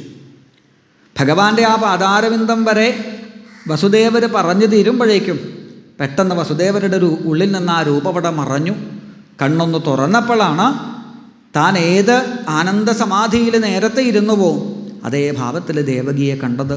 സാ ദേവകി സർവജഗന്നിവാസഭൂത നിതരാം നരേചേ. എല്ലാ തരത്തിലും ധന്യയായ ആ ദേവകി വസുദേവരുടെ ഹൃദയത്തിൽ നിന്നും ഭഗവാനെ തൻ്റെ ഹൃദയത്തിലേക്കും, അവിടുന്ന് ഭഗവാൻ ദേവകീ ഹൃദയത്തിൽ നിന്ന് ദേവകീ ഗർഭത്തിലേക്കും പ്രവേശിച്ചു. എന്തെന്നില്ലാത്ത ഒരു തേജസ് ആ ദേവകിയുടെ അടുത്തു വന്നപ്പോൾ കംസൻ അനുഭവപ്പെട്ടു. കൊല്ലണോ എന്ന് പുറപ്പെട്ടതായ കംസന് വേണ്ട എന്ന് തോന്നിച്ചു. ഭഗവാൻ തിരിച്ചു വരുന്നു. ബ്രഹ്മാദിദേവന്മാർ കംസൻ്റെ കാരാഗൃഹത്തിലേക്ക് എത്തി. ദേവകീ വസുദേവന്മാരെ ഇതാ നമസ്കരിച്ച് ദേവകീ ഗർഭശ്രീലകത്ത് നട തുറന്ന് ലോകത്തെ അനുഗ്രഹിക്കാനായി കാത്തിരിക്കുന്നതായ ആ ഭഗവാനെ സത്യസ്വരൂപനായി, സത്യവ്രതനായി, സത്യനാരായണനായി, ത്രിസത്യമായിട്ട് വളരെ ഭംഗിയായിട്ട് സ്തുതിച്ചു. ഒടുവിൽ ആ സ്തുതിയുടെ അവസാനം അവർ പ്രാർത്ഥിച്ചു, ഭഗവാനെ എത്രയോ അവതാരങ്ങൾ അങ്ങെടുത്തിട്ടുണ്ട്. ആ അവതാര കഥകളൊക്കെ കേൾക്കുന്നവരുടെ ഹൃദയത്തെ ആനന്ദിപ്പിക്കുന്നതാണ്. അതിനുമപ്പുറമാണ് ഇനി കൃഷ്ണാവതാര ലീലകൾ. അതുകൊണ്ട് ഭാരം ഭുവോഹര യദൂത്തമാ വന്ദനം തേ. ഭൂമിയുടെ ഭാരത്തെ മുഴുവൻ നശിപ്പിക്കണം. പോരാ, ആ കൃഷ്ണകഥകളെയും കൃഷ്ണനാമങ്ങളെയും കേൾക്കുന്ന, ജപിക്കുന്ന, പാടുന്ന ഭക്തന്മാരുടെ ദുഃഖഭാരത്തെയും നശിപ്പിക്കണേ എന്ന് പ്രാർത്ഥിച്ച് ബ്രഹ്മാവ് ദേവകിയുടെ മുമ്പിൽ ചെന്ന് നമസ്കരിച്ചിട്ട് പറയുക, ദിഷ്ട്യ അംബാ. ബ്രഹ്മാവ് ദേവകിയെ അമ്മയെന്ന് വിളിച്ചുകൊണ്ടിതാ പറഞ്ഞു, അമ്മയുടെ ഗർഭത്തിൽ കിടക്കുന്നത് സാക്ഷാൽ ജഗതീശ്വരനാണ്, ഭാഗ്യ ജന്മങ്ങളാണ് നിങ്ങൾ എന്ന് പറഞ്ഞ് അവരെ നമസ്കരിച്ചതാ. അവരൊക്കെ തിരിച്ചെഴുന്നള്ളി ആകാശവീഥികളിൽ കൃഷ്ണാവതാരത്തിനുള്ളതായ മുഹൂർത്തമായതും അവരൊക്കെ തിരിച്ചു വരുന്നു. ചിങ്ങമാസത്തിൽ അഷ്ടമിരോഹിണി സുദിനം അർദ്ധരാത്രിയിൽ കാലം പരമശോഭനമായി. കാലസ്വരൂപിയായ കാലചക്രപാണിയായ ഭഗവാന്റെ അവതാര മുഹൂർത്തമാകുമ്പോഴേക്കും ഗ്രഹങ്ങളൊക്കെ ജാതകത്തിൽ എവിടെ നിൽക്കുമ്പോഴാണോ നല്ല ഫലം കൊടുക്കേണ്ടത് കൃത്യമായിട്ട് ഭഗവാന്റെ അവതാരത്തിന് അവരൊക്കെ ഇതാ അവരവരുടെ സ്ഥാനങ്ങളിൽ വന്ന് നിന്നു. ആകാശത്ത് പൂർണ്ണചന്ദ്രൻ അവിടെ ശോഭിച്ചു. എന്താ ഈ ചന്ദ്രദേവൻ ഇത്ര സന്തോഷം എന്നാണെങ്കിൽ, ഭഗവാൻ ശ്രീരാമചന്ദ്രൻ എന്ന് മുൻപ് ചേർത്ത് വച്ചിട്ടുണ്ടത്രേ ചന്ദ്രദേവനെ ഒന്ന് അനുഗ്രഹിക്കാൻ. ഇപ്പോഴിതാ തൻ്റെ കുലത്തിൽ തന്നെ ഭഗവാൻ അവതരിക്കാൻ പോണു. ചന്ദ്രവംശത്തിൽ, സോമവംശത്തിൽ തന്നെ ഭഗവാൻ അവതരിക്കാൻ പോകുന്നു. അതിൻ്റെ സന്തോഷം ചന്ദ്രന്. താമരകളൊക്കെ അർദ്ധരാത്രിയിൽ വിടരാൻ തുടങ്ങി. എന്തേ താമരകൾ ഈ രാത്രിയിൽ വിടരുന്നത് ചോദിച്ചാൽ അവർ പറയും, താമരക്കണ്ണനായിട്ടല്ലേ. നമഃ പങ്കജനാഭായ നമഃ പങ്കജമാലിനേ നമഃ പങ്കജനേത്രായ നമസ്തേ പങ്കജാംഘ്രയേ എന്ന് ഭക്തന്മാരങ്ങനെ സ്തുതിക്കുമ്പോൾ ഞങ്ങൾ താമരകൾക്ക് എന്തൊരു സന്തോഷം അറിയോ. മയിലുകൾ അർദ്ധരാത്രിയിലെ വൃന്ദാവനത്തിൽ പീലി വിടർത്തി മയൂര നൃത്തം ചെയ്യാൻ തുടങ്ങി. ഈ രാത്രിയിൽ എന്തിനാ മയിലുകളെ നിങ്ങളിങ്ങനെ പീലി വിടർത്തി നൃത്തം ചെയ്യണത്? ഇതിപ്പോൾ ആരെങ്കിലും കാണുന്നുണ്ടോ നിങ്ങളുടെ മയിൽപ്പീലിയുടെ സൗന്ദര്യം എന്ന് ചോദിക്കുമ്പോൾ മയിലുകൾ പറയും, കാണുമല്ലോ, ഇത്രകാലം ഞങ്ങളുടെ ഈ പീലിയുടെ സൗന്ദര്യം ലോകം കണ്ടിട്ടില്ല. എന്നാൽ നാളെ മുതൽ മയിൽപ്പീലിയുടെ സൗന്ദര്യം ലോകം കാണാൻ പോവുക. എങ്ങനെ? ഭഗവാന്റെ നിറകയിൽ ഞങ്ങളുടെ ഈ പീലിത യശോദാദേവി എങ്ങനെ തിരികിക്കുമ്പോൾ ആ ഭഗവാന്റെ അളകങ്ങളിലുള്ളതായ തലമുടിയിൽ ചേർത്ത് വച്ചിരിക്കുന്ന മയിൽപ്പീലി കാണുമ്പോൾ എന്തൊരു ഭംഗിയാ മയിൽപ്പീലിക്ക് എന്ന് ലോകം പറയുമ്പോൾ ഞങ്ങൾക്കൊരു ആനന്ദം. കുയിലുകൾ അർദ്ധരാത്രിയിൽ കൂജനം ചെയ്യുമ്പോൾ എന്തേ നിങ്ങൾ ഈ അർദ്ധരാത്രിയിൽ കൂജനം ചെയ്യണത് ചോദിച്ചാൽ അവർ പറയും, ഭഗവാന്റെ വേണുഗാനം ഞങ്ങളുടെ ശബ്ദം പോലെയാണത്രേ. ഇങ്ങനെ സകല ജീവജാലങ്ങളും ആനന്ദിച്ചു. യമുനാനദി നദ്യപ്രസന്ന സലില. എപ്രകാരമാണോ ഋഷീശ്വരന്മാരുടെ ഹൃദയം ഭഗവാനെ ധ്യാനിക്കുന്ന സമയത്ത് നിർമ്മലമായി തീരുന്നത്, അതേ ഭാവത്തിൽ തെളിഞ്ഞ ജലമായിട്ട് യമുന അങ്ങനെ ഒഴുകുന്നതായ രംഗം. ഗന്ധർവന്മാർ, യക്ഷന്മാർ, ചാരണന്മാർ, കിന്നരന്മാരൊക്കെ ആകാശവീഥികളിൽ പലവിധ വാദ്യമേളങ്ങളെ ചെയ്യാനും പുഷ്പവൃഷ്ടി ചെയ്യാനുമായിട്ട് തയ്യാറായി നിൽക്കുന്നതായ രംഗം. ബ്രാഹ്മണന്മാരുടെ ആ യാഗാഗ്നി കെടാണ്ട് സൂക്ഷിക്കുന്നതായ ആ യാഗാഗ്നി സ്വതവേ അധികവും പുകഞ്ഞുകൊണ്ടിരിക്കുക പതിവ്. നെയ്യൊക്കെ ഒഴിച്ചാൽ കുറച്ച് സമയം നെയ്യ് തീരണത് വരെ കത്തും, അത്രയേ ഉള്ളൂ. എന്നാൽ അന്ന് അർദ്ധരാത്രിയിൽ യജ്ഞസ്വരൂപനായ ഭഗവാന്റെ അവതാര മുഹൂർത്തമാകുമ്പോഴേക്കും തനിയെ തനിയെ വലത്തോട്ട് ചുഴിയായിട്ട് ആ യാഗാഗ്നി ഇങ്ങനെ കത്തി ഉയരാൻ തുടങ്ങി.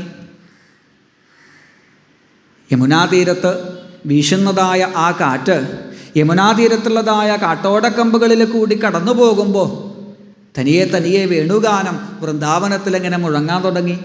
ഗോവർദ്ധന പർവ്വതത്തിനാനന്ദം, പശുക്കൾക്കാനന്ദം, പശുക്കുട്ടികൾക്കാനന്ദം, അങ്ങനെ ലോകം മുഴുവൻ ആനന്ദിക്കുന്നതായ രംഗം. മന്ദം മന്ദം ജലധരാ ജഗർജുരണുസാഗരം. ഭൂമിദേവി മുഴുവനായിട്ടിതാ പുളകം കൊള്ളുന്നതായ മുഹൂർത്തത്തിൽ കംസാദി ദുഷ്ടന്മാരുടെ പാദസ്പർശമേറ്റ് വല്ല ശുദ്ധിയും വന്നിട്ടുണ്ടെങ്കിൽ ഒന്ന് ശുദ്ധാക്കാം എന്ന ഭാവത്തിലൊരു പുണ്യാഹം എന്ന ഭാവത്തിൽ പ്രകൃതീശ്വരി ഒരു ചാറ്റൽ മഴയായിട്ടങ്ങനേതാ പെയ്തൊഴിഞ്ഞതായ സമയം കംസൻ്റെ കാരാഗൃഹത്തിൽ ധ്യാനനിരതരായിരിക്കുന്നു ദേവകീ വസുദേവന്മാർ. ആകാശത്തുള്ളതായ ആ ഇടിനാദം, തുടികൊട്ടൽ കംസൻ്റെ കാരാഗൃഹത്തിൻ്റെ കരിങ്കൽ ഭിത്തികൾക്കുള്ളിലിരിക്കുമ്പോൾ ചെറുതായിട്ട് കേൾക്കുന്നുണ്ട്. കണ്ണടച്ച് ഹൃദയത്തിൽ ഭഗവാനെ അങ്ങനെ ധ്യാനിച്ചിരിക്കുന്നതായ ദേവകീ വസുദേവന്മാർ ആ കൂരിരുട്ടിനെ കീറി മുറിച്ചുകൊണ്ട് ദിശിന്ദുരിവ പുഷ്കല നിശീതേ തമവുദ്ഭൂതേ ജായമാനേ ജനാർദ്ദനേ ദേവക്യാം ദേവരൂപിണ്യാം വിഷ്ണു സർവഗുഹാശയാം ആവിരാസിൽ യഥാ പ്രാച്യാം ദിശിന്ദുരിവ പുഷ്കല. കൃഷ്ണചന്ദ്രനായിട്ടതാ അവതരിച്ചു. അദ്ഭുതം ബാലകം ശംഖചക്ര ഗദാധാരിയായി പീതാംബരപ്പെട്ടെടുത്ത് പീലിക്കിരീടം ധരിച്ച് മുമ്പിൽ ശോഭിക്കുന്നതായ ആ സർവേശ്വരനായ ഭഗവാനെ വസുദേവര് ആദ്യം കണ്ണു തുറന്ന് കണ്ടു. വേണ്ടതുപോലെ ഭഗവാനെ നമസ്കരിച്ച് വസുദേവര് സ്തുതിച്ചു. ദേവകിയും തന്നാലാവും വിധം ഭഗവാന്റെ ആ ആനന്ദരൂപത്തെ ഇതാ സ്തുതിച്ചു. പക്ഷെ ദേവകിയുടെ പ്രാർത്ഥനയാണ്, ഭഗവാനെ അലൗകികമായ ശംഖചക്ര ഗദാധാരിയായിട്ടുള്ള അങ്ങയുടെ ഈ അത്ഭുത രൂപത്തെ ഒരു പുത്രൻ എന്ന ഭാവത്തിൽ, ഒരമ്മ എന്നുള്ള ഭാവത്തിൽ ഞാൻ എങ്ങനെ കണ്ടു നിൽക്കും? കാണാൻ തന്നെ എനിക്ക് എൻ്റെ ഹൃദയത്തിന് ശക്തി പോരാ. അപ്പം പിന്നെ അങ്ങയൊന്ന് കയ്യിലെടുക്കാൻ, അങ്ങയൊന്ന് മാറിലേക്ക് ചേർക്കാൻ ഈ ഒരു രൂപം പറ്റുമോ എന്നുള്ള അമ്മയുടെ പ്രാർത്ഥന കേട്ടപ്പോൾ അവരുടെ പൂർവജന്മ കാര്യങ്ങളൊക്കെ ഒന്ന് ഓർമ്മിപ്പിച്ച് ബഭൂവ പ്രാകൃത ശിശു, നീലബാലനായിട്ട് സന്തം വയസ്സി കൈശോരെ ഭൃത്യാനുഗ്രഹകാതര എന്ന് കപിലവാസുദേവൻ പറഞ്ഞതുപോലെ ശംഖചക്ര ഗദാധാരിയായി നിൽക്കുന്ന ഭാവത്തിലും പത്മനാഭനായി കിടക്കുന്ന ഭാവത്തിലും അല്ല, കൈശോരെ ആ ഉണ്ണികൃഷ്ണനായിട്ടുള്ള ഭാവമാകുമ്പോൾ ഏതൊരാൾക്കും എടുക്കാലോ. ആ ഒരു ഭാവത്തിലേക്ക് മാനുഷ ബാലവേഷത്തെ ധരിച്ച് ഭഗവാൻ ശോഭിച്ചതും ദേവഗീത ഭഗവാനെ വാരിയെടുത്ത് തൻ്റെ മാറിലേക്ക് ചേർത്ത് കൃഷ്ണാവതാരത്തിൻ്റെ ആദ്യ നിവേദ്യമായിട്ട് തൻ്റെ സ്തന്യാമൃതത്തെ കൊടുത്ത് ധന്യതയെ നേടുന്നു. ഭഗവാൻ അവരെ അനുഗ്രഹിച്ചു. വസുദേവര് ഭഗവാന്റെ നിർദ്ദേശപ്രകാരം ആ അമ്പാടിയിലേക്ക് ഭഗവാനെയും എടുത്ത് യാത്ര പുറപ്പെടുന്നു. കുറുക്കം വിളിച്ചുറങ്ങുന്ന കംസഭൃത്യന്മാരുടെ മുൻപിൽ കൂടിയിട്ട് ശേഷനാഗം തൻ്റെ ഭണങ്ങളെ കൊണ്ട് കുടപിടിച്ചതായ രംഗത്തിൽ, യമുനാ നദി വഴിമാറിക്കൊടുത്തതായ രംഗത്തിൽ നന്ദഗോകുലത്തിലേക്ക് ആ ഇന്ദ്രനീലക്കല്ലിനെയും കൊണ്ട് വസുദേവരെത്തുന്നതും യശോദാ തൽപ്പത്തിൽ യശോദയുടെ ഒരു ഭാഗത്തായിട്ട് ആ ഉണ്ണികൃഷ്ണനെ അവിടെ കിടത്തി യശോദ ജന്മം നൽകിയതായ മായാഭഗവതി പെൺകുട്ടിയെടുത്ത് വസുദേവര് തിരിച്ച് ഇതാ കംസന്റെ കാരാഗൃഹത്തിലേക്ക് എത്തിച്ചേരുന്നു. യശോദാനന്ദപത്നീച ജാതം പരമബുദ്ധ്യത നതല്ലിംഗം പരിശ്രാന്ത നിദ്രയാപകത സ്മൃതി. ഇനി കണ്ണു തുറന്നാൽ ഈ പ്രപഞ്ചത്തിലെ ഏറ്റവും വലിയ ഭാഗ്യവതിയാകാൻ പോകുന്നത് താനാണ് എന്നുപോലും അറിയാതെ ആ ആനന്ദക്കുട്ടനെ ചേർത്ത് കിടത്തി യശോദ മായാവൈഭവം മൂലം ഇതാ ഉറങ്ങി. അമ്പാടിയിലെല്ലാവരും ഇനി കണ്ണു തുറന്നാൽ കൃഷ്ണാവതാരോത്സവമാണ്. ആ ഉത്സവ കാര്യങ്ങളിലേക്ക് നമുക്ക് അടുത്ത പ്രഭാഷണ സമയത്ത് പ്രവേശിക്കാം. ഇന്നത്തെ ഈ വാക്കുകളെ ഇവിടെ സമർപ്പിക്കാം. അപ്പോൾ ഇന്നലെ പ്രഭാഷണത്തിനിടയിൽ സൂചിപ്പിച്ച ഒരു കാര്യം അതൊന്നുകൂടി ഈ ഒരു സമയത്ത് ഓർമ്മിപ്പിക്കട്ടെ. ഈ വരുന്ന ജനുവരി 23-ാം തീയതി മുതൽ മള്ളിയൂരിൻ്റെ മണ്ണിൽ നടക്കുന്ന ആ ഭാഗവത മഹാസത്രത്തിലേക്ക് ഭാഗവതാമൃതവർഷം അതേൽക്കാൻ ഭാഗ്യം നേടാൻ ആഗ്രഹിക്കുന്നതായ പുതിയ തലമുറ ഇവിടെ വന്ന് ആ സത്രത്തിലിരുന്ന് ഭാഗവതം കേൾക്കാൻ, ശ്രദ്ധയോടെ ഭാഗവതത്തെ ശ്രവിക്കാൻ, എത്രയോ ആചാര്യന്മാരുടെ അമൃതവാണികളെ കേൾക്കാൻ ആഗ്രഹിക്കുന്നവർ മള്ളിയൂർ ആധ്യാത്മപീഠവുമായിട്ട് ബന്ധപ്പെടാനായിട്ട് മുൻകൂട്ടി അറിയിക്കാനായിട്ട് ഓർമ്മപ്പെടുത്തുന്നു. അതിന് കൃത്യമായിട്ടുള്ള അറിയിപ്പുകളും അതിൻ്റെ രൂപരേഖകളും തയ്യാറായി കഴിഞ്ഞാൽ ഇവിടുത്തെ ഫേസ്ബുക്ക് പേജിലോ യൂട്യൂബ് ചാനലിലോ ഒക്കെ അറിയിക്കുന്നതായിരിക്കും. അതുകൊണ്ട് തന്നെ എല്ലാവരും അത് വീക്ഷിക്കുക എന്ന് ഓർമ്മപ്പെടുത്തുന്നു. കൂടുതൽ നിങ്ങളുടെ ബന്ധുക്കളിലേക്കും സുഹൃത്തുക്കളിലേക്കും ഈയൊരു ഭാഗവതാമൃതത്തെ എത്തിക്കുക. പരമഗുരുനാഥനായ പരമഹംസം ഭാഗവത പരമഹംസം മള്ളിയൂർ ശങ്കരൻ തിരുമേനി അദ്ദേഹം ഇവിടെ നമുക്ക് തന്നതായ ഈയൊരു ഭാഗവതം എന്ന മഹാകാരുണ്യം, അതിനെ ഇവിടുന്ന് നവമാധ്യമങ്ങളിൽ കൂടി നിങ്ങൾ ഓരോരുത്തരിലേക്കും ഗുരുവായൂരപ്പൻ മഹാഗണപതി എത്തിക്കുമ്പോൾ കൂടുതൽ ആൾക്കാരിലേക്ക് ഈയൊരു ഭാഗവത സേവ എത്തട്ടെ. അതിന് എല്ലാവരും ഈ വാക്കുകളെ, ഈയൊരു ഭാഗവതത്തെ പങ്കുവയ്ക്കുക എന്ന് ഓർമ്മിപ്പിച്ചുകൊണ്ട് ദീപാരാധനയോടെ സമർപ്പിക്കാം. രാധാരമണ മുകുന്ദ മുരാരേ ശരണം മേ തവ ശരണയുഗം പവനപുരേശ രാധാകൃഷ്ണ ശരണം മേ തവ ചരണയുഗം നന്ദകുമാര നവനിതചോര ശരണം മേ തവ ചരണയുഗം യശോദബാല യദുകുലതിലക ശരണം മേ തവ ചരണയുഗം കംസവിമർദ്ദന കാളിയ നർത്തന ശരണം മേ തവ ചരണയുഗം മള്ളിയൂർ ഗണപതേ ആശ്രിതവത്സല ശരണം മേ തവ ചരണയുഗം ഭക്തജനപ്രിയ ഭാഗവതപ്രിയ ശരണം മേ തവ ചരണയുഗം സർവത്ര ഗോവിന്ദ